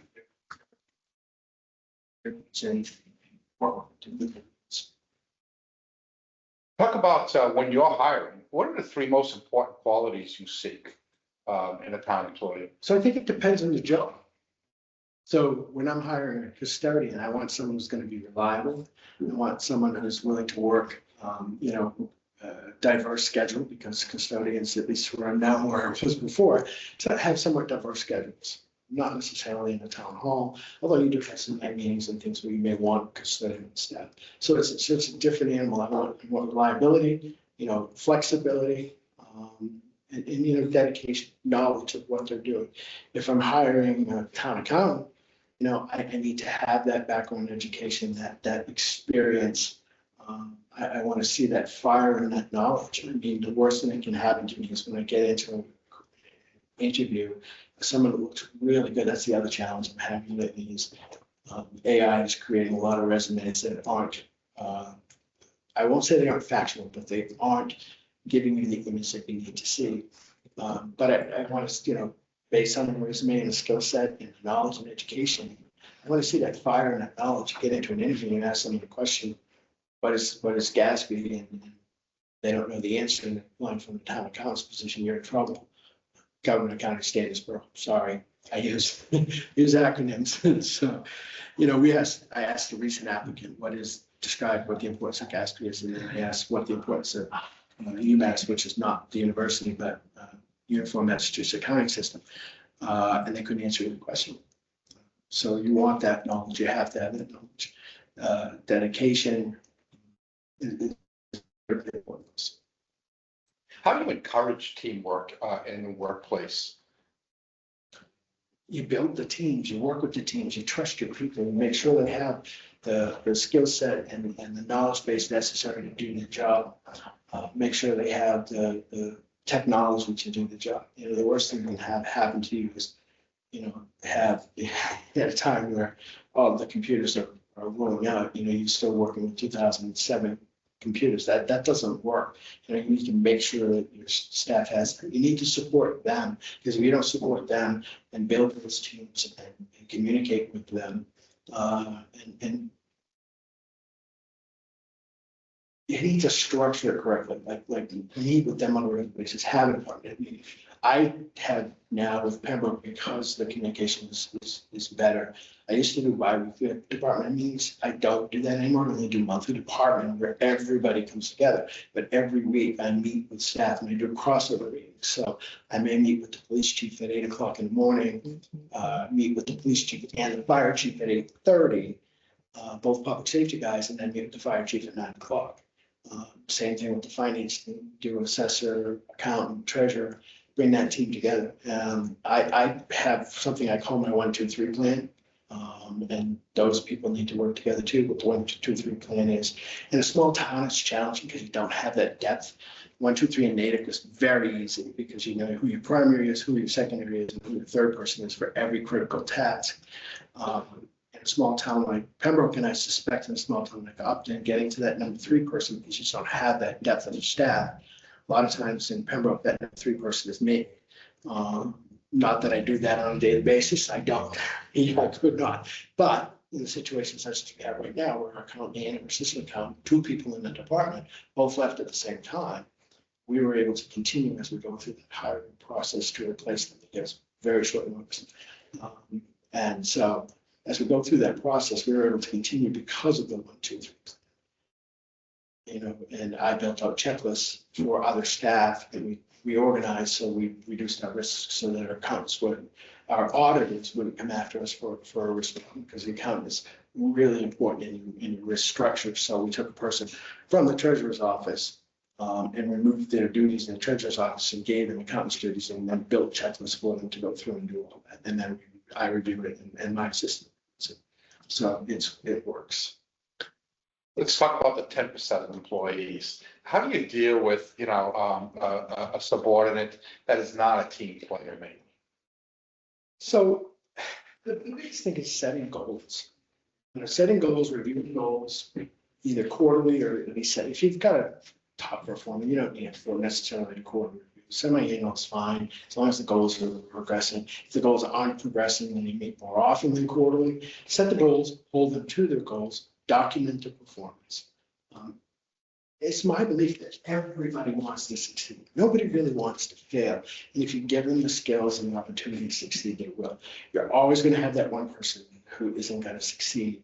And then you just set the goals, manage the goals, document. And unfortunately, sometimes it leads to termination. It's not a goal that we want, but it happens. And ultimately, you give the person the opportunity to be a strong performer. And if they choose not to take that path, then you move on and you find someone who is. So realizing we're on, this would be, you know, public, you know, talk about the most challenging employee situation you've had. What made it challenging and how did you resolve it? It's challenging. There's been a couple over the years. I would say the most challenging is the person who didn't want to move with technology. We were in a very, and I could have handled that better myself. It was a situation where I came in and the person was still using a 24/36 ledger. And this wasn't that long ago, folks. And she just did not want to move to spreadsheets on a computer. And I said, you will do it this way. What I should have done is sat down, which is what I do today, sit down, show her why this way it's easier for her, and she doesn't have to erase the mistakes because the spreadsheet will catch them, especially if the formulas built into the spreadsheet. So it ended up very successful in the end when we finally got there, and I realized that I made that mistake.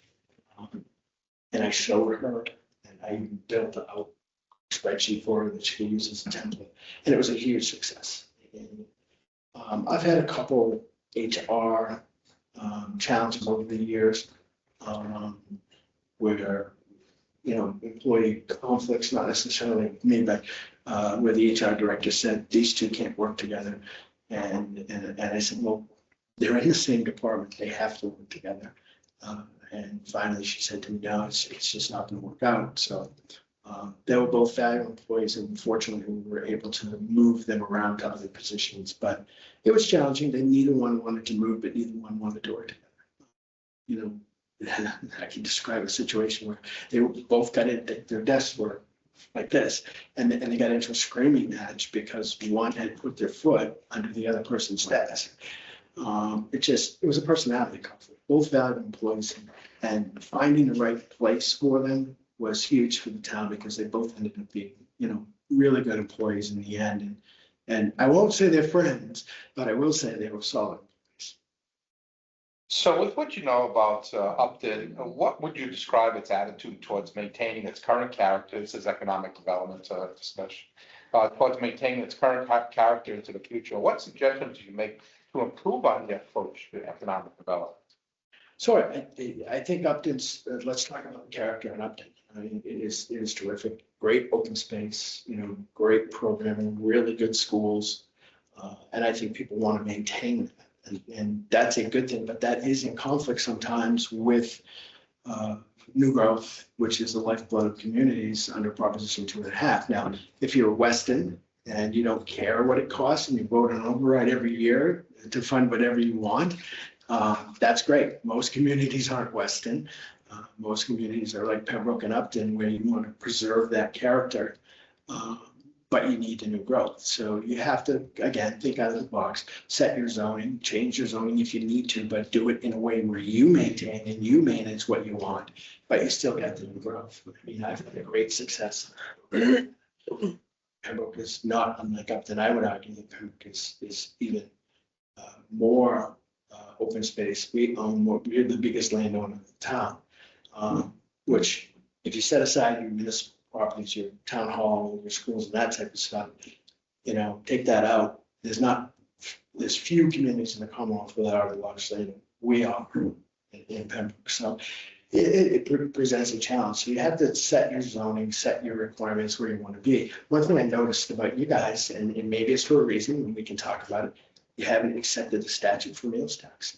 Now, you don't have a ton of restaurants in town. I did that research also. So your meals tax isn't necessarily going to be a huge kicker, but it might be enough to pay for an employee or pay for a repair here or there every year. And you guys have a lot of restaurants that where people that are transitioning or come from out of town are buying product. You don't have the big grocery store sales and that type of stuff that some communities would have with prepared foods. But you have enough where it might make a difference. That's one example that I think you should be exploring. And it doesn't affect the restaurant owner. All they do is process and give it to the state. They're already giving meals tax to the state. It's a small pretcentage that would be adding to do that. That's one example. As I reviewed the documents, you guys manage your finances pretty well. I was really pleased with your budget. And how that is. Curious where you are right now for your 27 budget. A little bit nervous about that, but pretty much you're good. There's a few tweaks you can be doing where I think you could improve. Talk about communications. How do you handle communications internally and externally with citizens? So internally with citizens, I have an open door policy for the most part. I do not want to hear that that's for the trash folks. I do not want to hear that my street wasn't plowed. That's for the DPW. Unless your street isn't plowed for 10 storms in a row and you've contacted DPW 10 storms in a row, and then there's something going on there. But I want to make sure that the departments manage those communications. The critical stuff that should be managed by the town manager. I manage externally and internally. Staff communicate, meet regularly, accept input from them, reacting to it. Explain why you're not going to do it. It's okay to say no. It's how you say it that's important. Or tell them yes. Hey, you know what? Great idea. I agree with you. Let's do this to get there. Externally, I currently do post stuff, social media. Hate social media, but it's a necessary evil in our society. Social media, town website, and I do a weekly TV show on the local. Where I talk about it's called This Week in Pembroke. I talk about everything that's happening from public meetings, and I even get into high school sports and everything in between. I'm able to highlight, when abatements are due, when exemptions are due, when you have to redo your census, so you're gonna get taken off the tax rolls. I highlight all of that, so that we have TVs in town hall that roll through important information. We have TVs in the new community center. TVs, they're projection screens, screens that don't really have TV function, but they're big, large computer monitors in several hallways on both floors. Communication is critical. Getting information out is critical. There are what I call critical moments, like if we have a major fire, that I need to communicate both with this board and the fire chief, not only explaining the fire, but I instruct both my police and fire chiefs to, if you have something major going on, I want the phone call to tell me what's going on, and then, have your dispatch guy do that, so I am aware of it. I will then communicate with the select board and move to that. Those are critical communications. These folks don't want to be hearing from the reporter that they got a major fire at town hall. They want to hear that from me and need to hear that from me. What's the role of the town manager in the community? And how do you play out that role? So the role is to manage the day-to-day operations of the community. Your Town Manager Act has some things in it that, the town manager is the communications officer for the community. Some communities don't have that. Some communities prefer that their political leadership be the communications officer, or that the public safety does that. Here, it's the town manager, so that would be one of those key places. Day-to-day operations, planning, capital budget, et cetera.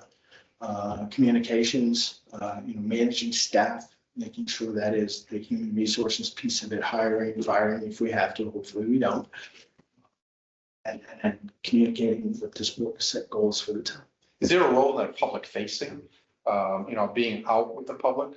I think there is, to a point. I think that's important. I like to go to sports games. I'm a sports guy. People will come up to you and say, hey, you're the town manager. So yes, and I think being out there, some people know who you are. I'm not the political leadership of the community. That falls here, or falls with the schools committee, or planning, or zoning, board of health, depending upon what the issue is. But I think I need to be a liaison there. These folks are liaisons to some of those other boards, but I like to attend on a regular basis. In fact, I should have said this when we asked the question, what do I do when I walk through the door? First thing I do is I start attending every single committee meeting there is. It's brutal. And some of them are in conflict, so you can't attend both at the same time. But you learn so much there, and you want them to know who you are in case there's something that comes up that they need to tell you. Talk about a polarizing issue that has occurred in a community, one of your places, and how did you address the issue? Were you ultimately able to get anything accomplished? I'm talking about within the community. Polarizing. There's a couple out there. Pembroke is a very politically challenging community. We're one of few communities in the state that has a 50-50 split, Republican and Democrat, so it can be at times very challenging. Although Pembroke isn't as bad as a single polarizing issue as Natick was. Natick had a situation where it was at that time frame where we're going into right now, where folks wanted big time overrides and others did not, to fund the community. And it was incredibly polarizing. And as a town manager, you get pulled in those directions. And you can't play a role in either one of them. I get to see the merit in each side. I understood that. And at that point, I tell you what the town manager's role is to back off and present the facts. This is where the taxes will go. If we do the override, here are the cuts. If we don't, here's how we're going to manage that. Present the facts so everybody knows and everybody is educated. So when they go to the polls to vote for that, it's very important. One quick example is going on right now in Pembroke, where somebody just pulled papers and said they're going to run for select board member, and he came to my office and said, I want your endorsement. And it's like, what? Obviously, someone who's running for a select board doesn't understand the role, because the town manager can't endorse someone for the select board. I'm sorry. You know, so it was kind of funny. I said, no, I can't do that, Chris, you know, good luck. So, So Pembroke is a 5-member board. correct. So, talk about, in Upton, of course, you can count to 3, it's a 3-member board. So, talk about the nuances between a 3 and a 5-member board, the differences between that and any experience you may have had with that, as well as the challenges you feel a 3-member board may have and how it affects your relationship and communication. So I don't see a major difference there. I was in Natick when they went from a 3 to a 5. When you go from a 3 to a 5, it's challenging because you have a lot of people competing for those spots. You guys are pretty established and pretty stable. But so you have people competing when you go from 3 to 5. I don't see a major difference. It's a lot more work for a town manager with a 5-member board because you're communicating with 5 people who may, on certain issues, have 5 different roles or 5 different answers on where they want to go. That can become a challenge for consensus. You may disagree too. You each may have your own ideas about a certain topic, but there's only 3 of you, so communicating with each of you on those and understanding that is a little bit better. I probably prefer a 3-member to a 5-member board. 5-member board, certainly the citizen, you can communicate. They all get their own. They can all have their own little, favorite that they communicate with. I'm sure you have people that talk to each of you that don't necessarily talk to the other 2 members. When you have a 5-member board, there's that opportunity for the citizens to do that. So, but overall, it's working with the board. And if your communication strategy is sound, which I think mine is, you don't. What happens when your opinion on any given subject matter differs from that with the governing board? Well, I can express my opinion. I can tell them why I believe what I believe, give them the facts. If they disagree with me, the citizens have elected them to be the leadership of the community. I'm here to manage that. They tell me what they want to manage and I'll manage it. I mean, my opinion, I hate to say this, but my opinion doesn't matter in the end if it differs from their opinion or the people out here's opinion. So I'm here to manage the community. And I will certainly present my opinion if asked. I will certainly present the facts around budgeting or capital projects or any other topic. Each skill set and being able to do that. But ultimately, what matters is what folks out there want, and they elect you. So that's important. What's the successful relationship between the manager and a board look like? Well, I think the successful relationship is where you set those goals, you manage those goals, you accomplish those goals, and you communicate well. I communicate with you, and that allows you folks to then communicate with your constituents. I think responding to critical items that come up, you may bring something to me that a constituent has brought in. I mean, I'll give you an example. We just had one last week that a resident brought in that there was a sewer cap, water because of a gate valve that was sinking. And it was right on Route 53, Route 50 onto Route 140 here.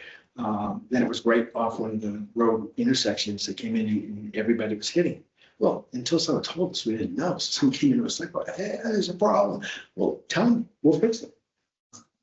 So that's an example. The guys fixed it. It's done. It was finished today. Everything's smooth.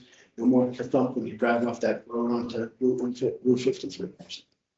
So what if during a board meeting, a motion is made to enter an executive session? Based on your experience and training, you believe the subject is not exempt, from open meeting law. How do you handle that? So I think you communicate to them and you recommend that we schedule another meeting and talk about what is exempt and what isn't, training. You can't enter executive session when it's not legally sound within the statute. So I would strongly recommend to the board and explain to them why it's not exempt. I would probably go to my office and get a copy of the statute or at least the guidelines that are put up there from the Commonwealth and explain, they're not going to want to do something that is illegal. And once you explain it and show them, I think it's awesome. If appointed, what do you hope to accomplish in your first year? So I think in the first year, I would love to accomplish understand the community so that I can then set certain parameters for improvement that right now I don't see a ton, but there will be some. There always are. Everywhere you go, there is. Bring my skill set to the community, get buy-in from the employees and elected officials, and build that trust so that we can move forward and then begin and get to work. So we're on time. That concludes the formal questions. So it's open to the board. Questions? Brett, do you have questions? I don't, I'm good, thank you. You've done a Alright. great job. Thank you. We appreciate your time. Thank you for coming. Look forward to hearing from you. I hope I get the job. If I don't, good luck. Thank you. We appreciate that. Thank you very much for your time. Thank you. Thank you. Thank you. Thanks for Good job. coming. We'll be hearing from me. Hey, I thought it followed me now. I would Take that in the comments. just so. Just saying you got to excuse you. Yes, okay, we're gonna call a 5-minute recess and then we'll bring up the next candidate. Yep. Smile Price is Right, that was. Exactly. Would you like to take?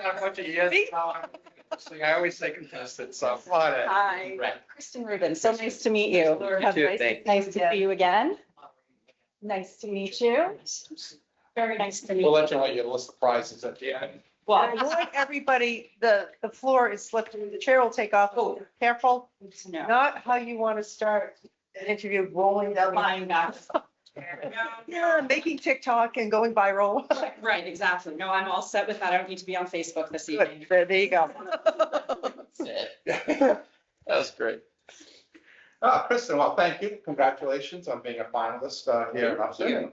Let's start with, tell us about your background and, why Upton at this point in your career. Okay, so I started out, I'm a proud public school grad. So I have deep affinity for public schools, and I understand your system here is quite well respected and a big part of the community.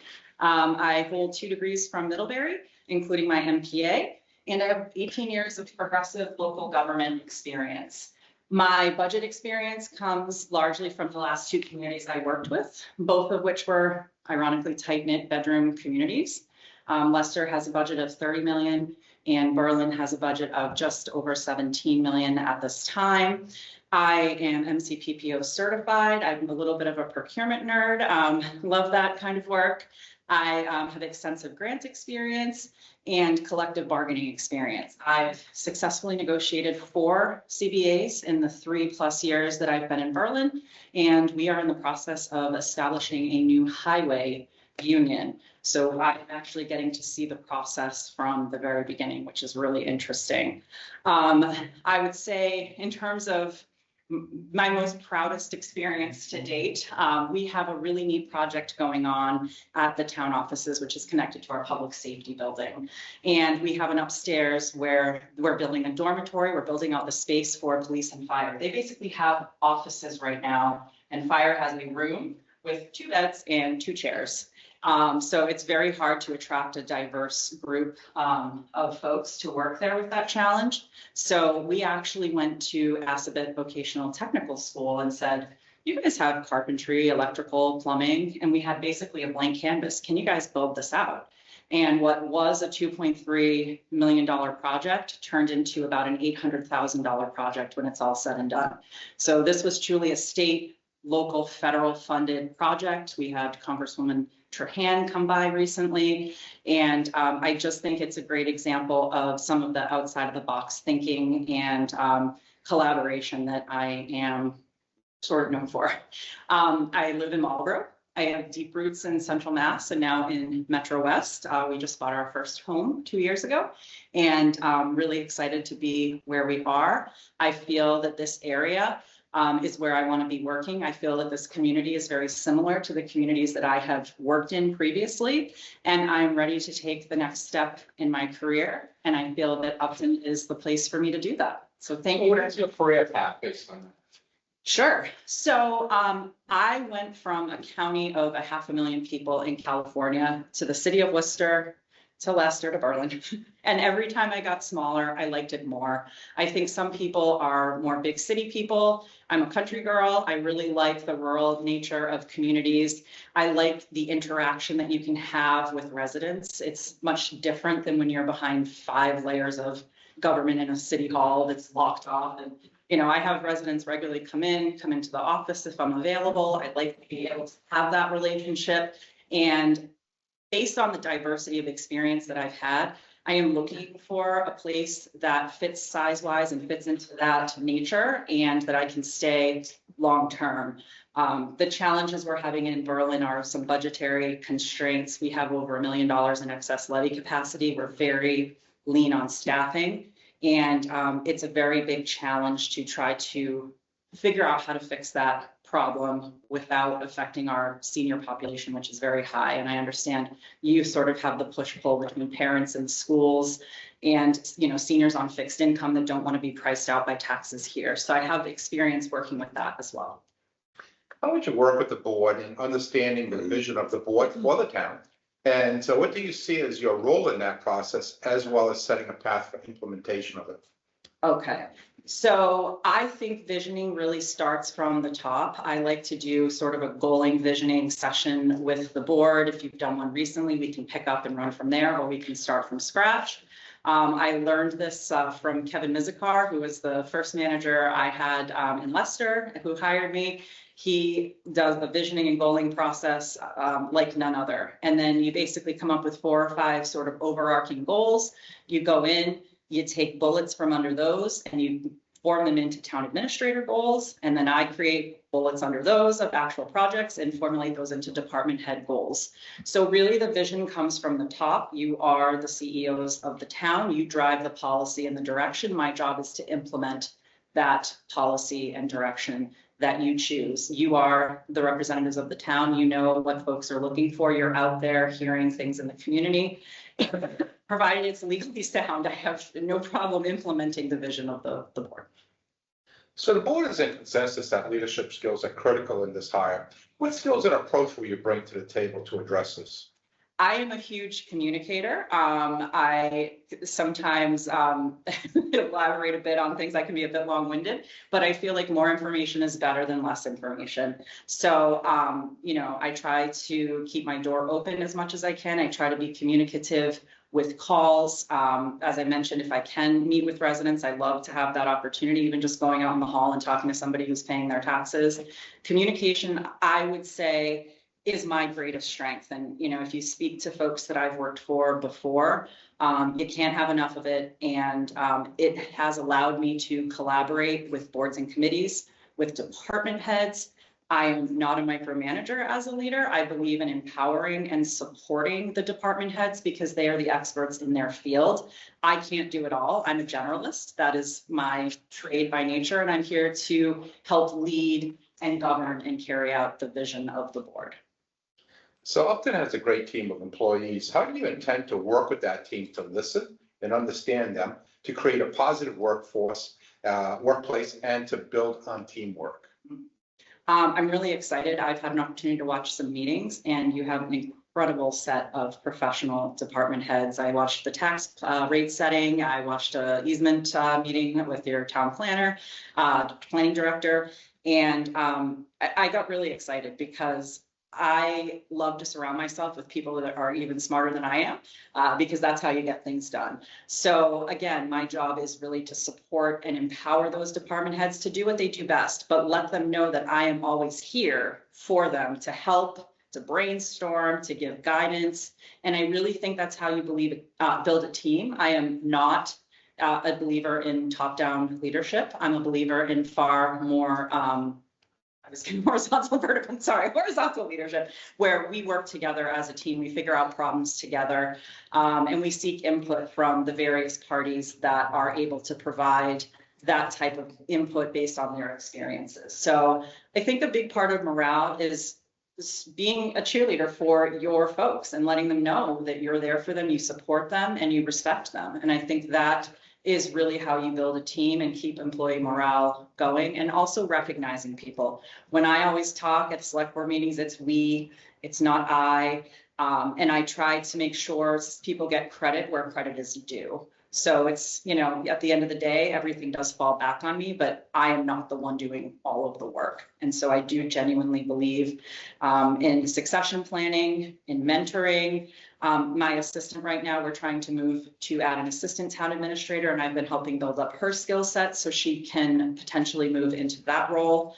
I had wonderful mentors over the years who trained and guided me, and I'd like to pay that forward and be able to do that for other staff, especially because, as we all know, employee retention is not only the right thing to do, but it's costly when you lose employees that have experience and you bring in folks with less experience, and in this economy at a higher pay scale. So I think employee morale is absolutely critical to running an organization. Talk about your understanding of this job. What are the challenges? What are the opportunities? So I've seen some really interesting things that resonate and are very similar with me. You all, as I mentioned before, have the push and pull of, how do we keep folks in town? How do we not price people out? In Berlin, we have 7th generation families in town who may own 20 acres on a farm and may be land rich, but not necessarily, cash rich. And you have to be able to try not to price them out with $10,000, $12,000, $15,000 tax bills. But you also have to be able to fund the essential services for the government. I noticed that your MBTA recently passed, and I know that's been a big challenge for a lot of communities. So I think that's a huge strength that you've taken that on.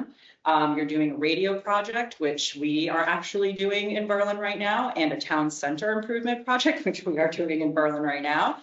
And also I noticed the importance of open space and conservation land. Berlin has just about 40% open space, and we have CPA funds. So I do have experience in learning, how to help direct those funds to projects that need it. We are actually working on our South Commons Rep project right now. We're doing a field renovation, a pavilion, and a playground. And when I first started, we did recreation courts with pickleball, tennis, and basketball. And there's just a huge draw there for the community. Folks are down there all the time, and it really brings folks together. I look at your facilities, and I was in a very similar situation a couple of years ago when I came into Berlin. We did a facility study on each town-owned building and built capital recommendations on a 5-year plan from there. So it sounds like that's something that could be beneficial for the capital projects and facilities that you're working on here. We all know government doesn't always take the best care of their buildings, because when resources are short, you have to make hard choices. So I also noticed you have a relatively high amount of free cash, and I would recommend that that starts being invested into the buildings. I think there's a huge opportunity there. And I know you have a church that you're in the process of trying to figure out what to do with. We have an 1870 town hall that we're trying to figure out what to do with, and it's very, very similar. It's actually tied in the neighborhood with the adjacent church. And so I do have a lot of experience with capital projects. I think that could be a strength. We did a fire and EMS station in Leicester when I was there. We did a $9 million library renovation and expansion. We purchased Becker College when they went out of business and worked to renovate that into our high school on basically a campus that is spread out. So kids are actually getting kind of a more college-based experience. So I feel like there are a lot of interesting similarities, and that this is work I'm already doing and I feel comfortable doing, so I can bring that skill set here and help out Upton. From your experience and observation, what is the single most important characteristic of an effective manager? Integrity. If you don't have integrity, you don't have anything. If you don't have the respect of your employees, you don't overpromise and underdeliver. You need to be the person that is out there, that is a leader, that is respected. But I also believe in kindness and understanding as well. Firm when needed. But I think that my approach to government is a little different. Probably has to do a little bit generationally with me. And I always joke about being the millennial manager. We do take a different approach to government and leadership. And I think, us older millennials are now coming into our 40s and our management time and stepping into leadership roles and really changing organizations in a powerful way because we bring that collaboration. We don't necessarily ascribe to that top-down leadership. And I just think that you have to build relationships. They are the most important thing. I never knew what I wanted to do as a kid growing up. My sister knew she wanted to be a kindergarten teacher from day one. I knew I wanted to work with people because working with people has always been my strength. And in every job I've worked in, that has been the feedback that I've received. Customer service, from the day I worked at Filene's when I was 16 years old in the Auburn Mall, to everything I've done since, it is, it is about working with people. And I feel that that's my greatest strength. What do you see as a proper relationship between the town and the school district? Now, you're in a two-town school district as well. We are, we're So- a regional school district and part of Assabet Vocational. So what's an effective relationship look like? It's interesting you ask that because we had some real struggles when I came in to the town with the regional school district. And we're in a regional school district with Boylston. Berlin has an older, more senior population. Boylston has younger families. So there's always this push and pull of, do we fund public safety? Do we fund the schools? And there's been some animosity in Berlin about the amount of funding that goes to the schools. And I have worked very hard to build a strong relationship with the new administration that came in. We had initially finance committee members, select board members kind of going around talking to the school committee, not involving administration, not necessarily involving, with ideas of how to fix things. So the superintendent and I last year during budget cycle put in an established communication pathway. All communication goes between myself and the superintendent, and then we filter it out to our respective boards and committees. That has worked extremely well. When members have questions from the FinCom or the select board, they bring it to me, I bring it to the superintendent, and then I bring the information back. That way everybody is getting the same information at the same time. We really wanted more information about revenues from the school, like excess and deficiency, different school choice funds. And we pushed back hard and said, prove to us that you need this funding. And they did. And so I was able to support and back the budget the past couple of years because they provided the information that we were asking for. And it obviously comes down to what the taxpayers want to vote for at town meeting. But if I don't have an understanding of where you're coming from and why you're making those requests, it's also going to be a hard sell at town meeting, I think. So I've worked to build that relationship with the schools. I enjoy it. As I mentioned, my sister's a kindergarten teacher for a public school system, and I hear the other side of things. But it's been a great relationship that we've had in Time's getting a little bit more difficult financially. So let's talk about being innovative and a creative problem solver. You mentioned earlier, you like to be a creative problem solver. Give us an example. Talk about maybe an innovative idea that you brought forth in your career. So I'd like to expand a little bit more on the public safety renovation project that we're doing. We started out with a vision literally on an 8.5 by 11 piece of paper. I sat down with the fire chief and the police chief, and we kind of sketched out what the upstairs space would look like, what the rooms are like.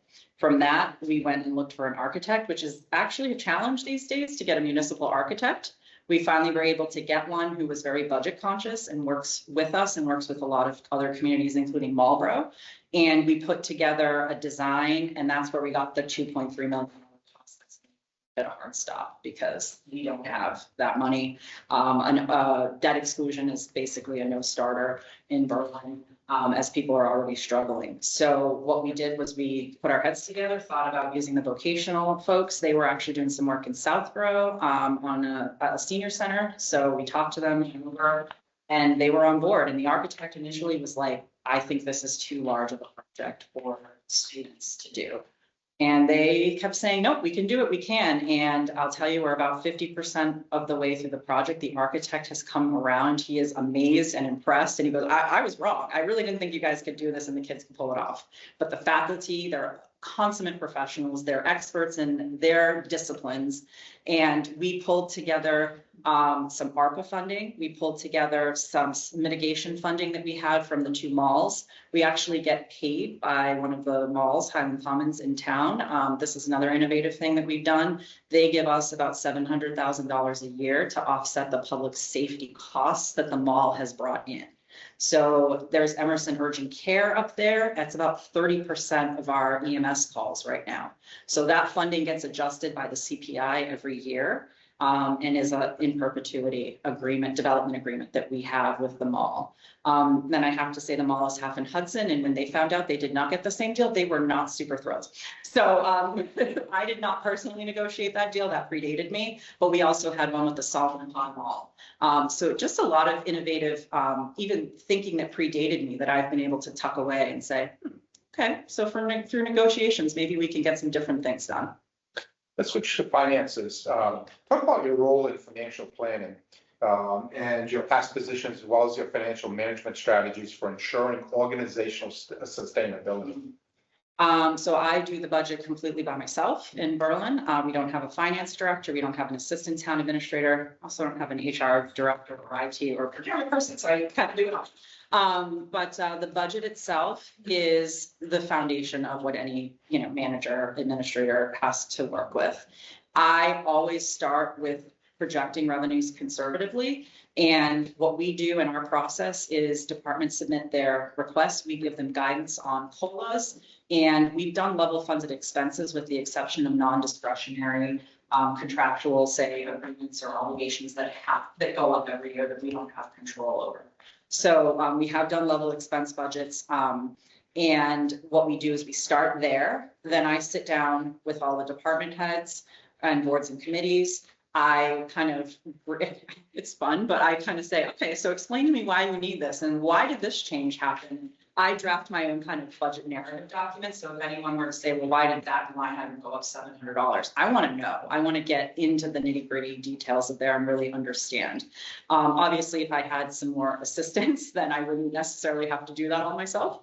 But right now it's great because I understand the budget in and out. And I, kind of push a little bit where I think maybe we can, shave a little bit off. And I ask the questions, have you thought about this? Is this being included in your budget? We're doing a 5-year outlook this year as part of our budget process for non-capital items, because I feel like we're doing better with capital, but now we're looking at personnel and looking at expenses, your IT expenses per se, so that we can start budgeting and planning for those resources. Then I put together a town administrator recommended budget. It goes to the select board, it goes to the FinCom, and ultimately the FinCom takes it to town meeting. So we have a really good process in place, and it's collaborative and iterative throughout the entire process. Talk about your capital improvement plan, and how do you go about that and discuss that a little. So the way that we do it, and I've seen it done a couple different ways, but the way we do it in Berlin is the department heads and I sit down. We get all their requests, we map it out on a 5-year plan. So every year, even though you're only requesting funding for that fiscal year, we want to see a plan that goes out 5 years. And then that plan goes to our capital committee. I participate in all those meetings. They bring in all of the departments and boards and committees that are making those requests and evaluate them. We look at our different funding sources. The mitigation funding has been huge for us because we are able to hire 3 police officers and purchase EMS, fire and police equipment out of that budget. So we try to shift whatever we can to that funds and not just solely rely on free cash for capital, but we do put about 30% every year of our free cash into capital. And it's made a huge difference. You're starting to really see improvements on the building.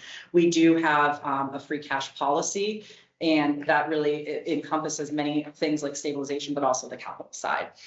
From there, we do require with capital, all departments submit at least 1 quote, preferably 3. So we really get a sense of if they're asking for 75, is it 100, is it 50? Or we just, we don't want to shoot in the dark. We want to have a good sense. And then I work with the capital committee. They put their plan together. It goes to town meeting. And then I kind of carry the ball from there with procurement, contracting, and project implementation and management. I also write and manage the grants for the town, and we've been able to bring in about 2.5 million in the 3 years that I've been there, which for a small community is huge. So, talk about financial forecasting. Sure. The role you put financial forecasting into financial planning and financial policy. To mention free cash policy. Yep. So our free cash policy also encompasses, we set aside 25% right off the bat. We don't touch it. 30% goes into capital. No more than $150,000 goes into special articles. And then we do 10% for capital stabilization, general stabilization, and OPEB. We actually did not have OPEB in the town of Berlin. That's one of my proudest accomplishments. We were able to bring retiree health insurance, which was huge because Berlin may be in Worcester County, but it's in Metro West, and that's its market. And everybody in that area has retiree health insurance. So we were at a severe disadvantage. That obviously comes with costs that we have to forecast. That affects your budgets and your liabilities going forward. Worcester Regional Health Insurance, all of the things that pension system and health insurance, a lot of my forecasting looks at those large fixed costs that go up every year that we don't have a lot of control over. The 5-year outlook that we do also helps me to do that sort of forecasting. And then on the revenue side, it's tough.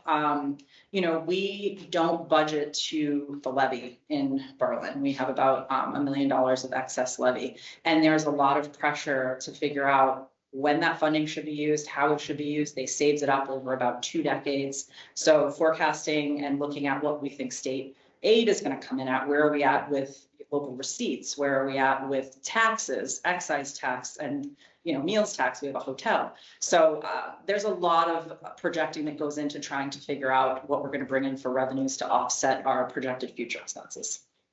Great. Let's switch over to personnel management a little bit. So in HR today, what are some of the key issues and needs that you think should be addressed? In government and HR? In government, yeah. Okay. Right. We had COVID and we had work from home, and we're still, in a lot of places kind of coming back to that. But government needs to really be physically here in the building because it is public service and it's serving the residents. So how do we work with employees to try to give them a little bit of the flexibility that the private sector offers without sacrificing that physical in the building, come here and be able to talk to people? I certainly believe in people taking their time, leave, because I think that's critically important. I'm not a fan of paying out for leave and carrying over. I'm seeing a lot of burnout, and part of that is because people aren't taking their time off. So I really try to encourage that. And I really try to have a dialogue. If something's starting, even if it's an inkling of, I'm not really sure what's going on with this, I'm a little bit nervous about it, it really encouraged department heads to come my way, talk to it. Let's get on top of an employee issue before it becomes a landmine and it blows up on everybody.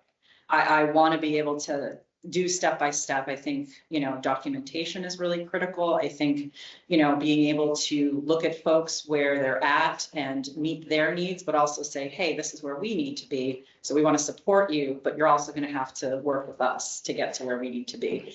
I think those are a couple of the really critical issues that we're facing in HR, along with the fact that there are just no municipal employees out there anymore. Everyone's retiring. There aren't a lot of folks coming up. I'm 44, and sometimes I feel like I'm like, where is my generation going on in here? Because there just wasn't a lot of incentive. And so I do think we have to work on some type of being a bit flexible with folks, but obviously within the framework of still meeting the needs of the public. When you're hiring a town employee, what are the 3 most important aspects do you look for in that hiring process? I won't say integrity again, but that is a big one. The first thing I really look for in a small community is fit, and in all honesty, how friendly are you? How well can you work with the public? Because you are the face of that department. You are the face of the board. You are the face of the town manager. I can have somebody with 20 years of experience that just really doesn't work well with people. And that might work in a town where you don't have direct contact with the public. In a small community, that's vitally important. I think fit. And, if somebody maybe is a little bit green, getting them the training that they need, the mentorship that they need, if they have the right drive, motivation, and personality, I think that makes a huge difference in terms of how successful we're going to be and how the public views us. And that's ultimately our score sheet every year, right? How does the public feel about how we're doing our jobs? And, serving the public is here. I always say, if you don't like people, you shouldn't be in public service because you're in the absolute wrong business. So you've got to be really ready and able to work with people. How do you encourage teamwork? With so many, some of the departments spread out at times. How do you encourage teamwork in the town? I've actually had to do a lot of that. I'm only the second town administrator in Berlin. Berlin has only had a TA since 2019. Before that, 6 years ago, well, almost 7 now, the town was completely run by independent boards and committees. Independent departments went to the select board. You know, nobody, I shouldn't say nobody was working together, but there were a lot of silos that were going on. And there was no one kind of looking at the overarching picture of how do we bring multiple people together when it's an issue that affects multiple departments. And so we're not just piecemealing it and, you know, getting from here, but we're not understanding maybe some of the other issues that this department has. I'm a big believer in having team meetings. I do department head meetings once a month as a whole. And then once a month, I also meet individually at a minimum with each of the department heads, but they know that they can come in more frequently than that if needs arise. I also created an we have an administrative finance team that the previous town administrator created, and I've continued where the assessor, treasurer, collector, accountant, and myself sit down at least quarterly, more during budget season and tax rate setting. And we look at how do we align all of the steps, because when you look at the fiscal year cycle, there are a lot of moving parts and it involves a lot of people at different times. So how do we make sure we're all on the same page, rowing in the same direction, and, you know, making sure those tax bills go out on time and, you know, identifying issues that we have. So I think sitting down and do a lot of meetings that are small, but like 3 or 4 people that are involved and we all put our heads together. And I found those kind of smaller group meetings work really well. Let's talk about the 10% of employees. How do you deal with a subordinate who just doesn't seem to get the picture, doesn't want to be on the same page as others? That's a challenge for any manager. I always start with coaching before we institute any kind of progressive discipline. And actually, one step I'll take before coaching is, hey, is there something going on, you know, lately? And, you know, you're having some issues with work. Is there something else going on, you know, in your life that you need to let me know about? Can we work with you? Can we get you EAP? Do you need to go out on FMLA for a period of time? A lot of times I've found when employees are sort of acting out, it's because they have challenges going on in their personal lives.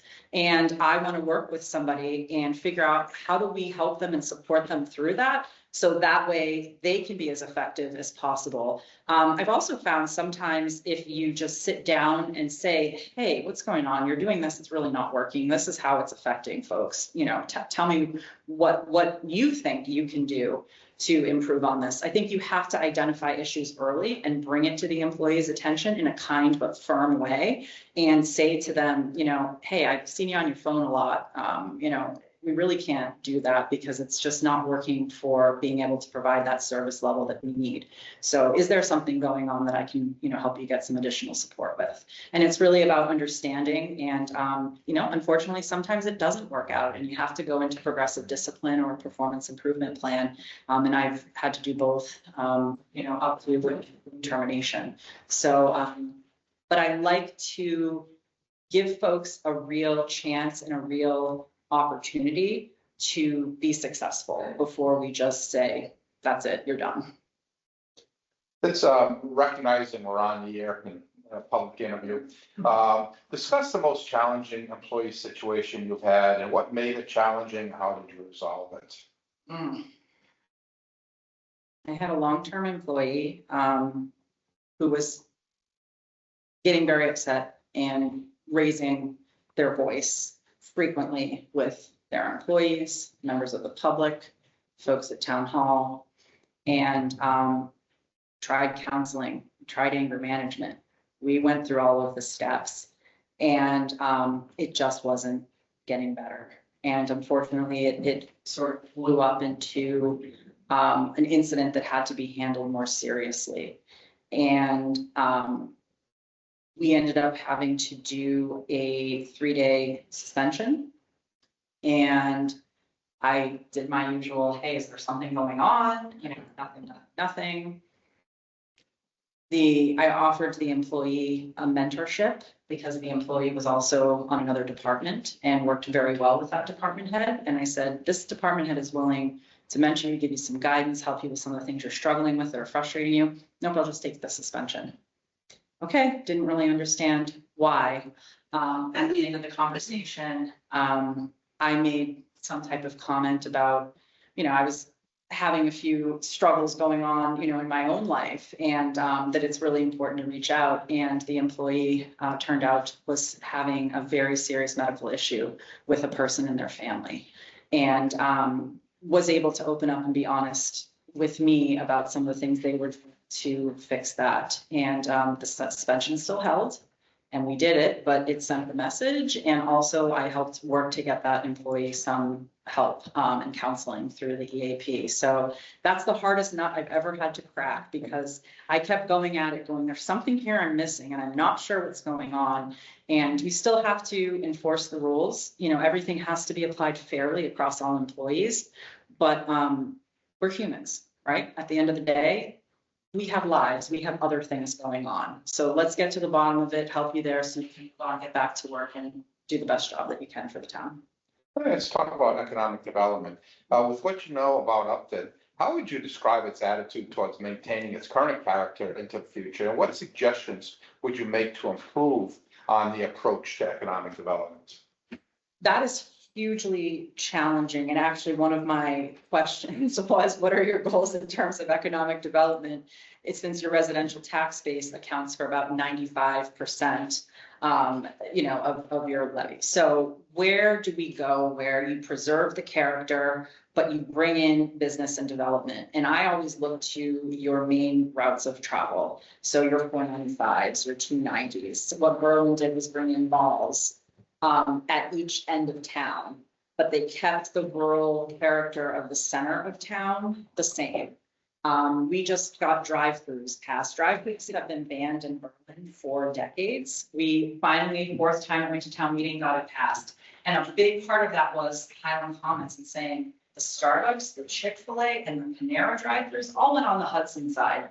That is all this meals tax that we literally lost because you're afraid of trash when people are coming out and coming into the town and getting on 495 anyway. So if there's a trash issue, it's already going on. And we have in our development agreement that they need to clean up the trash within a certain radius in the neighborhoods. So I think it's helpful to get a sense of how much the board is interested in pushing the envelope, right? Where do you think the spots are in town? And obviously work together to figure out what could we do here? What could we bring here? But in Berlin, what's worked really well is keeping that development sort of near the major arteries. And obviously, the big thing with the drive-throughs was we don't want to drive through in the center of town next to the general store. That's McDonald's in the middle of town is not going to be great. So it's strategic development, it's smart growth, and it's in targeted areas without spot zoning, of course. We have overlay districts in Berlin for the malls and also for a large housing project. And those are great because then you have a lot of flexibility within those individual areas and you're not spot zoning. I think that's something we could look at doing, if you hire me. So let's talk about communications. How do you improve communications internally and then externally for the citizens? Interestingly enough, I just gave a talk back in October at one of our centers in town. We don't have a senior center, but we have a community center that's privately nonprofit. And I talked about 10 ways to connect with the town of Berlin. And one of the biggest factors for folks that I have found is I put my town administrator reports online, but folks were having trouble finding them. So I spend several hours every board meeting doing a town administrator report that provides updates on all the projects that are going on. So what we're doing is we're actually putting a button on the homepage that says town updates, and it's going to link to those reports because we tried a newsletter. People said by the time it comes out, it's old, it's not news anymore, it's history. So that didn't work so well. We make use of Facebook, the website. Our board members will often take our posts and push them to the community pages, which has been very helpful. And, going to the different places where folks gather and trying to get out the information. I actually literally did like a PowerPoint on this is where you go to sign up for emergency notifications. This is where you go. If you aren't comfortable signing up on the website, call us. We will help you. We will sign you up. Communications is always a challenge. Folks are always going to say they don't know what's going on. Berlin actually mails warrants to every household in town for a town meeting. I wouldn't advise that because it's very expensive, but it's in the town bylaws. One of the things we are looking at doing though is now a postcard for town meeting with a QR code that has the dates and it links you to the website, and it also tells you places where you can pick up the documents in person. So just trying to keep up with technology and different innovative ways to reach out. And that was a two-part question. Talk about internally and externally. Yes. So internally, same thing. I don't believe there's such a thing as oversharing. I mean, unless it's not appropriate. But I want to know what's going on. I want to know where that project's at. I want to make sure you're communicating that down through whatever the chain of command is in your department, and you're getting that out to all the employees, so they're getting the same message. So someone over here in the assessor's office isn't going, well, I heard this in the town clerk's office and now I don't know what's going on. Is this true? I think the more that you communicate the same information out, you keep the rumor mill down, you keep the gossip down, and you get the facts out there. What's the role of the town manager in a community, public facing? Not just to smile and look pretty, no, but to make sure, as I mentioned before, that the vision of the board is carried out, and to be a representative of the board and the town hall and town services to the public. So I feel that whatever I do reflects upon the town, it reflects upon you. So it's very important for me to be visible, to be involved, to be able to articulate and communicate and get back to folks if it's something I can't answer right away.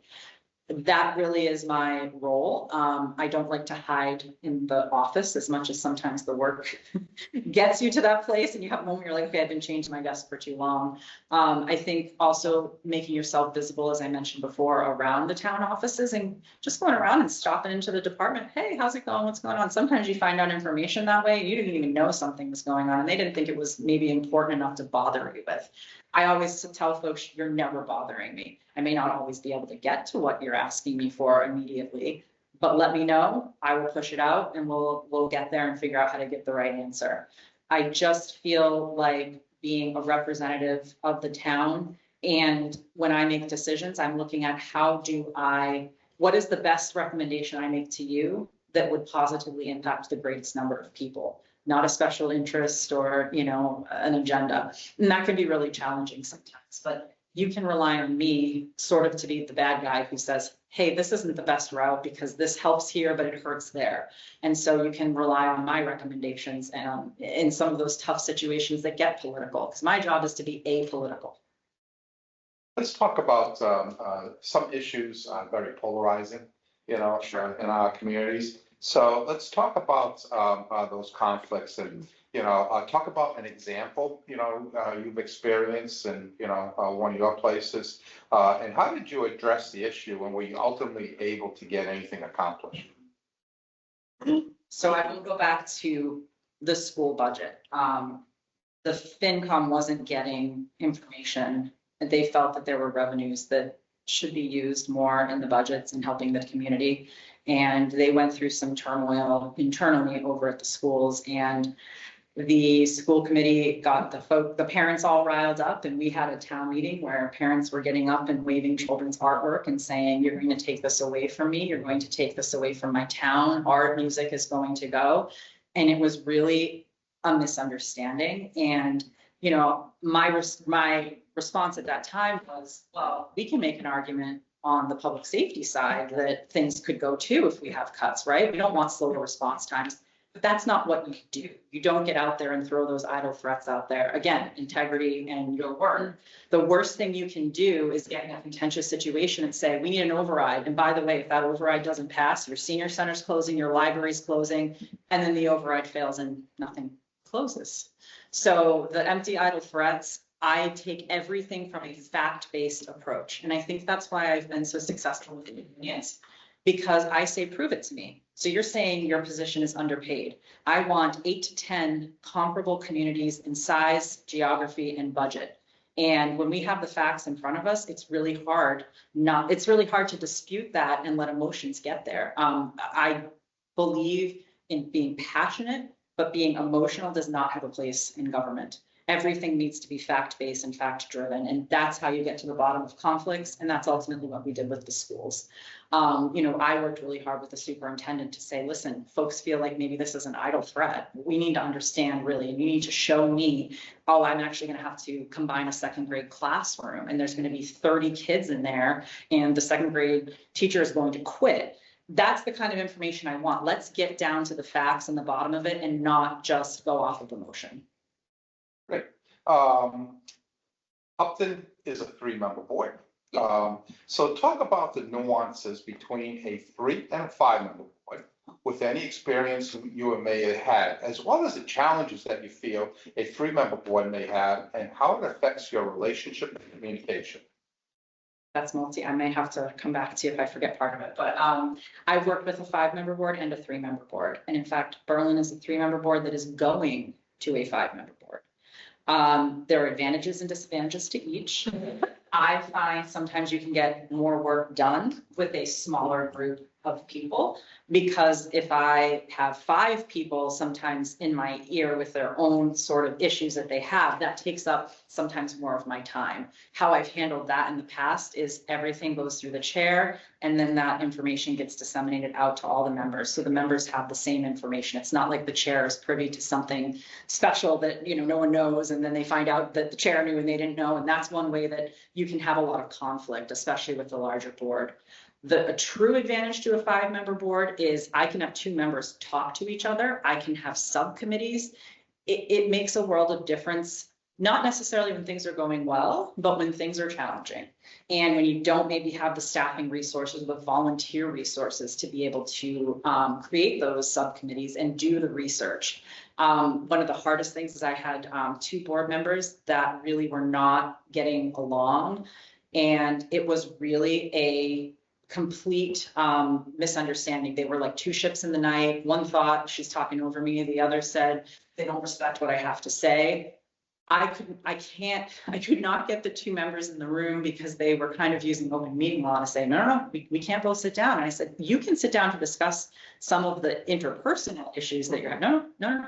I mean, if I had been able to get 2 board members in a room at the same time, because I wanted to bring the chair in and be able to speak to that individual, and I could not do that. So that was a real challenge. I got caught in the middle, and I had to keep kind of pushing back and saying, this issue lies with you both, and it's becoming distracting to being able to get work done. It's an impediment.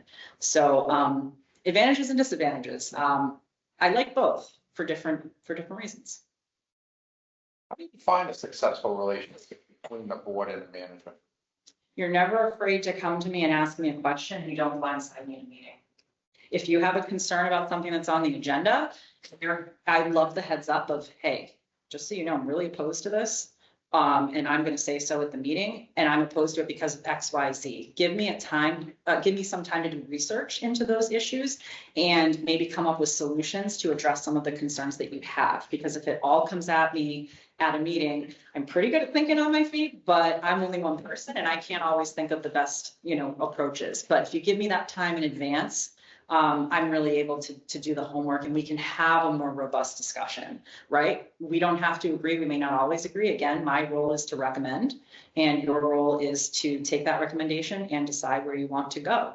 I think a successful, role, however, is when you have faith in the town manager and you respect their process and their work that they're doing, and you do take their recommendations seriously. You present the concerns that you have, we work together to resolve those, but ultimately, you're paying the town manager to do the work, to do the research, to sit down, and I'm a little nerdy. I like to go and do research and learn.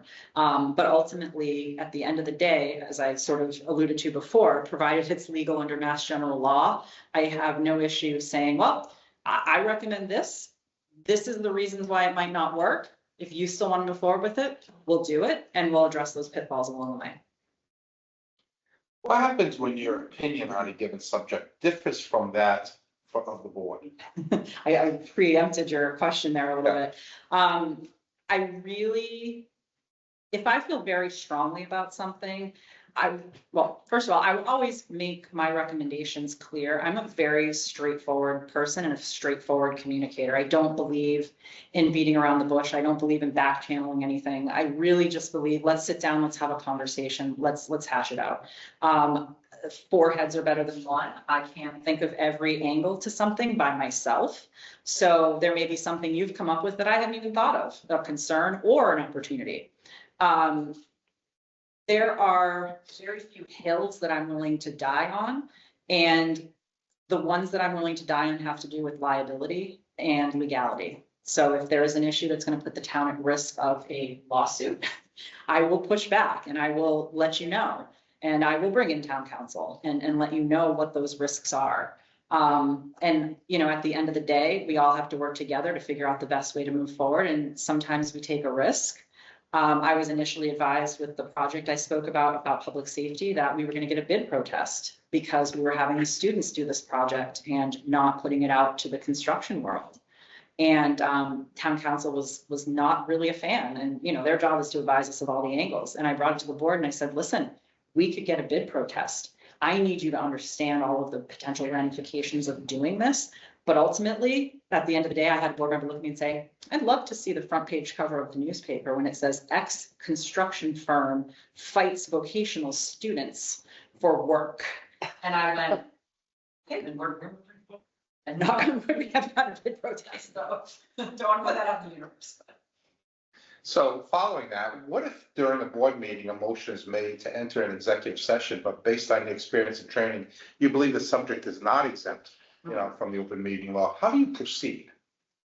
That's a great question. Is it something that was already on the agenda or you're adding it to an agenda? Okay. Well, first of all, it has to be on an agenda and I would vet the agenda with the chair. So we wouldn't ever be in a live situation where you're going, oh, we want to go into, it has to be on the agenda. I mean, unless it's an emergency and it is very clearly laid out the exemptions under executive session for what you can go into. If we feel that we need to have that discussion in executive session and it's not legal, we need to find a way to do it in open session. And we need to have a conversation about what can and cannot be said in open session. And I would give that guidance primarily through the chair on how to lead that conversation to keep the town out of trouble or liability or to keep our negotiating status appropriate. I would not feel comfortable moving forward with something that does not meet one of the exemptions. So if appointed, what would you hope to be your accomplishments in the first year? I like to do a lot of listening. I met with 45 to 50 people in my first 6 weeks in the town of Berlin. I had 4 meetings a day, sometimes 5. There's a limit to how much I can sit and talk, believe it or not. But I really had everybody come in and I said, tell me what your challenges are right now. Like if I could wave a magic wand, what do you want? What do you want done? What would be the best thing for your department, your board, your committee, et cetera? What are some of the obstacles that you're facing?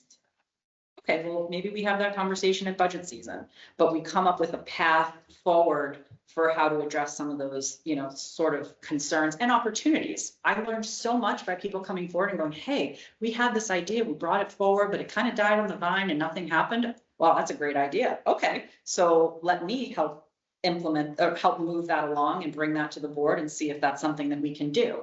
So I think really that iterative process of listening and then making plans from there.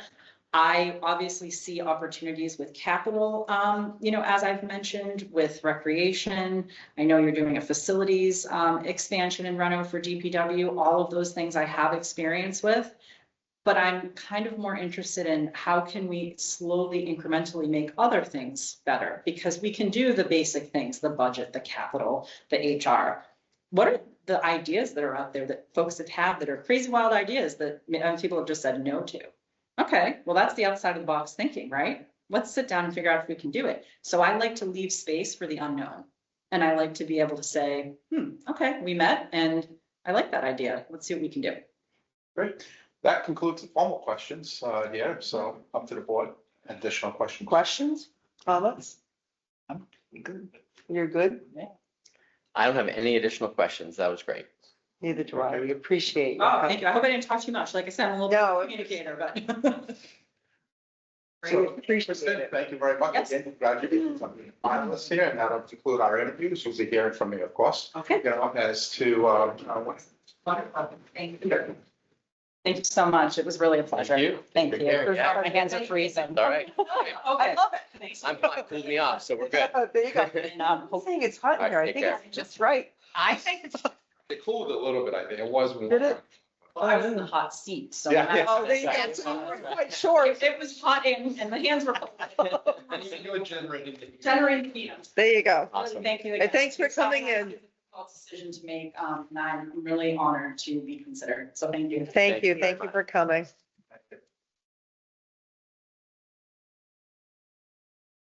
So Madam Chair, if I may just. Yes, absolutely. Review here.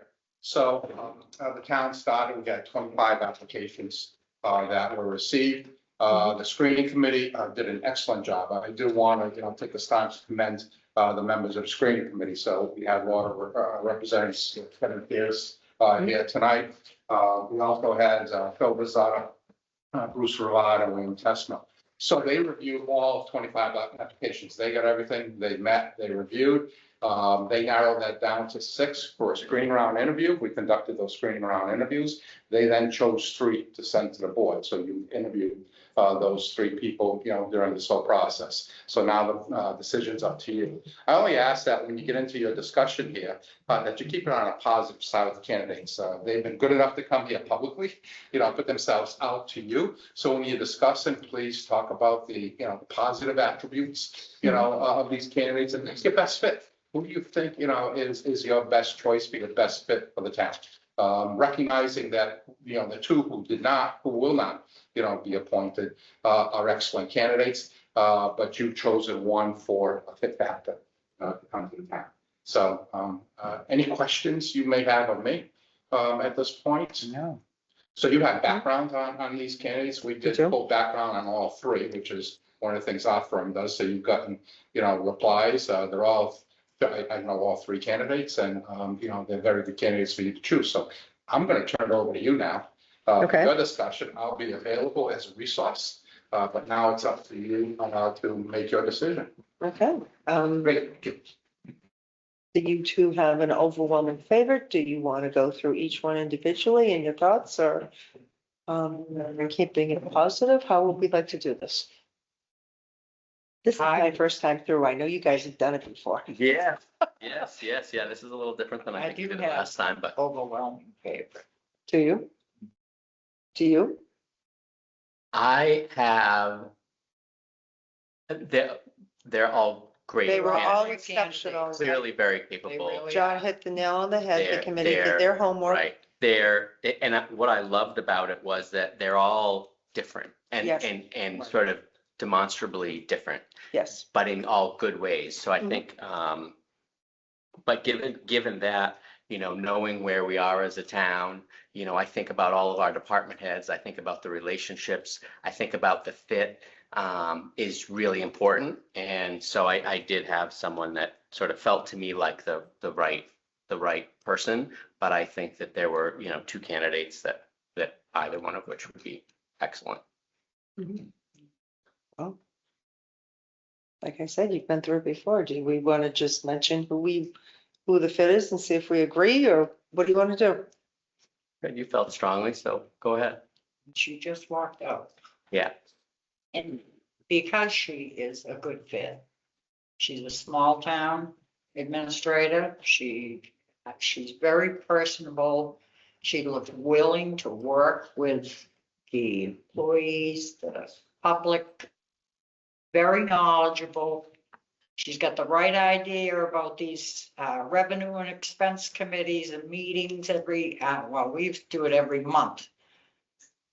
Keeping track of the revenues coming in, where the expenses are. She's had to build Berlin the same way when Hopkins was a small town. We had to do the same thing. She's got the right idea.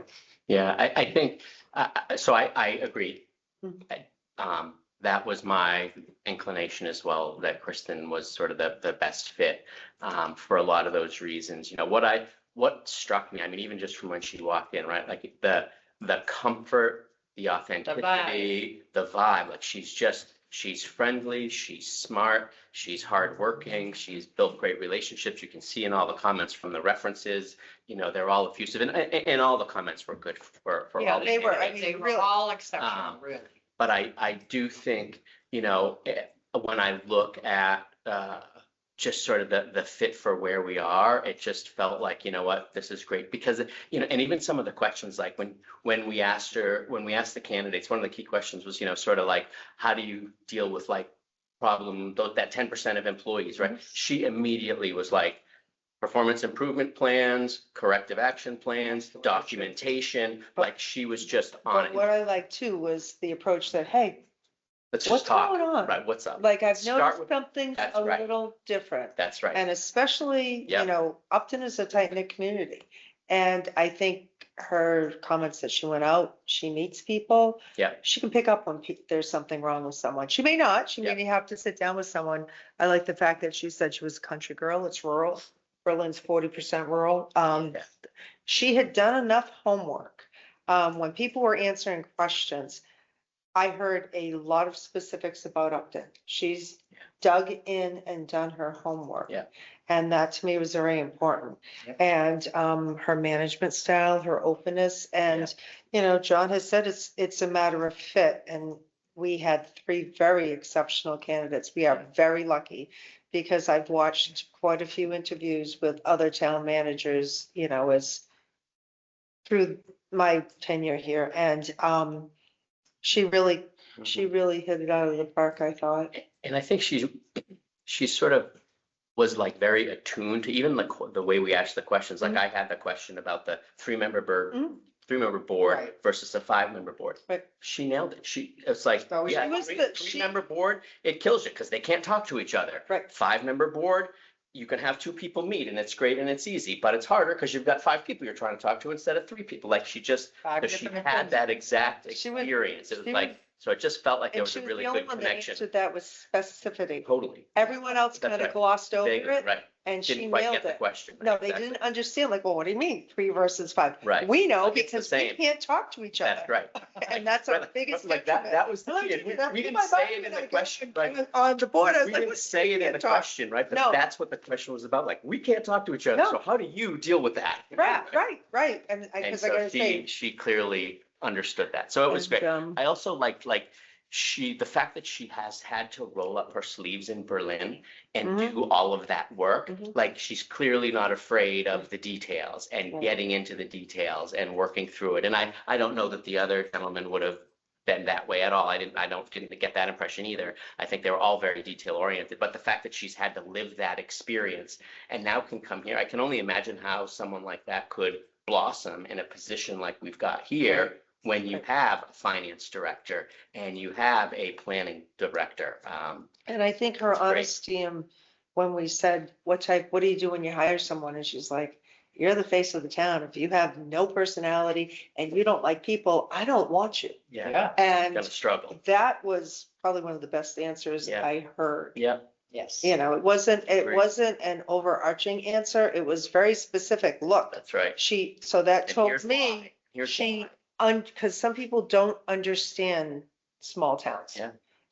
They don't understand that somebody's gonna get their nose out of joint and go, to one of the restaurants or the coffee shops or the community center and go like We've this. had that experience here with in the past, right? We have, and it So- was kind of a disaster. Let's prevent it. Disaster, No, I agree. So I, Okay, that's so, great. well, I think we are all in agreement, and do I hear a motion? Yes, I make a motion that I'm not sure exactly what the motion should be, but I make a motion that we, Enter into communications or enter into- contract? Yeah, enter into communications or John, is that extend, correct? let's extend I the, suggest you Extend. appoint, you appoint Kristen Rubin as the next town manager pending a successful contract negotiation. Okay. Do okay. I hear that motion? I make a motion that we appoint Kristen Rubin as the next Upton Town Manager pending successful contract negotiation. I'll second. All in favor? Aye. Unanimous. And I'd like Great. to take this time to personally thank all 3 of the candidates. I'd like to thank the committee. It's not an easy job. It's not easy to come here.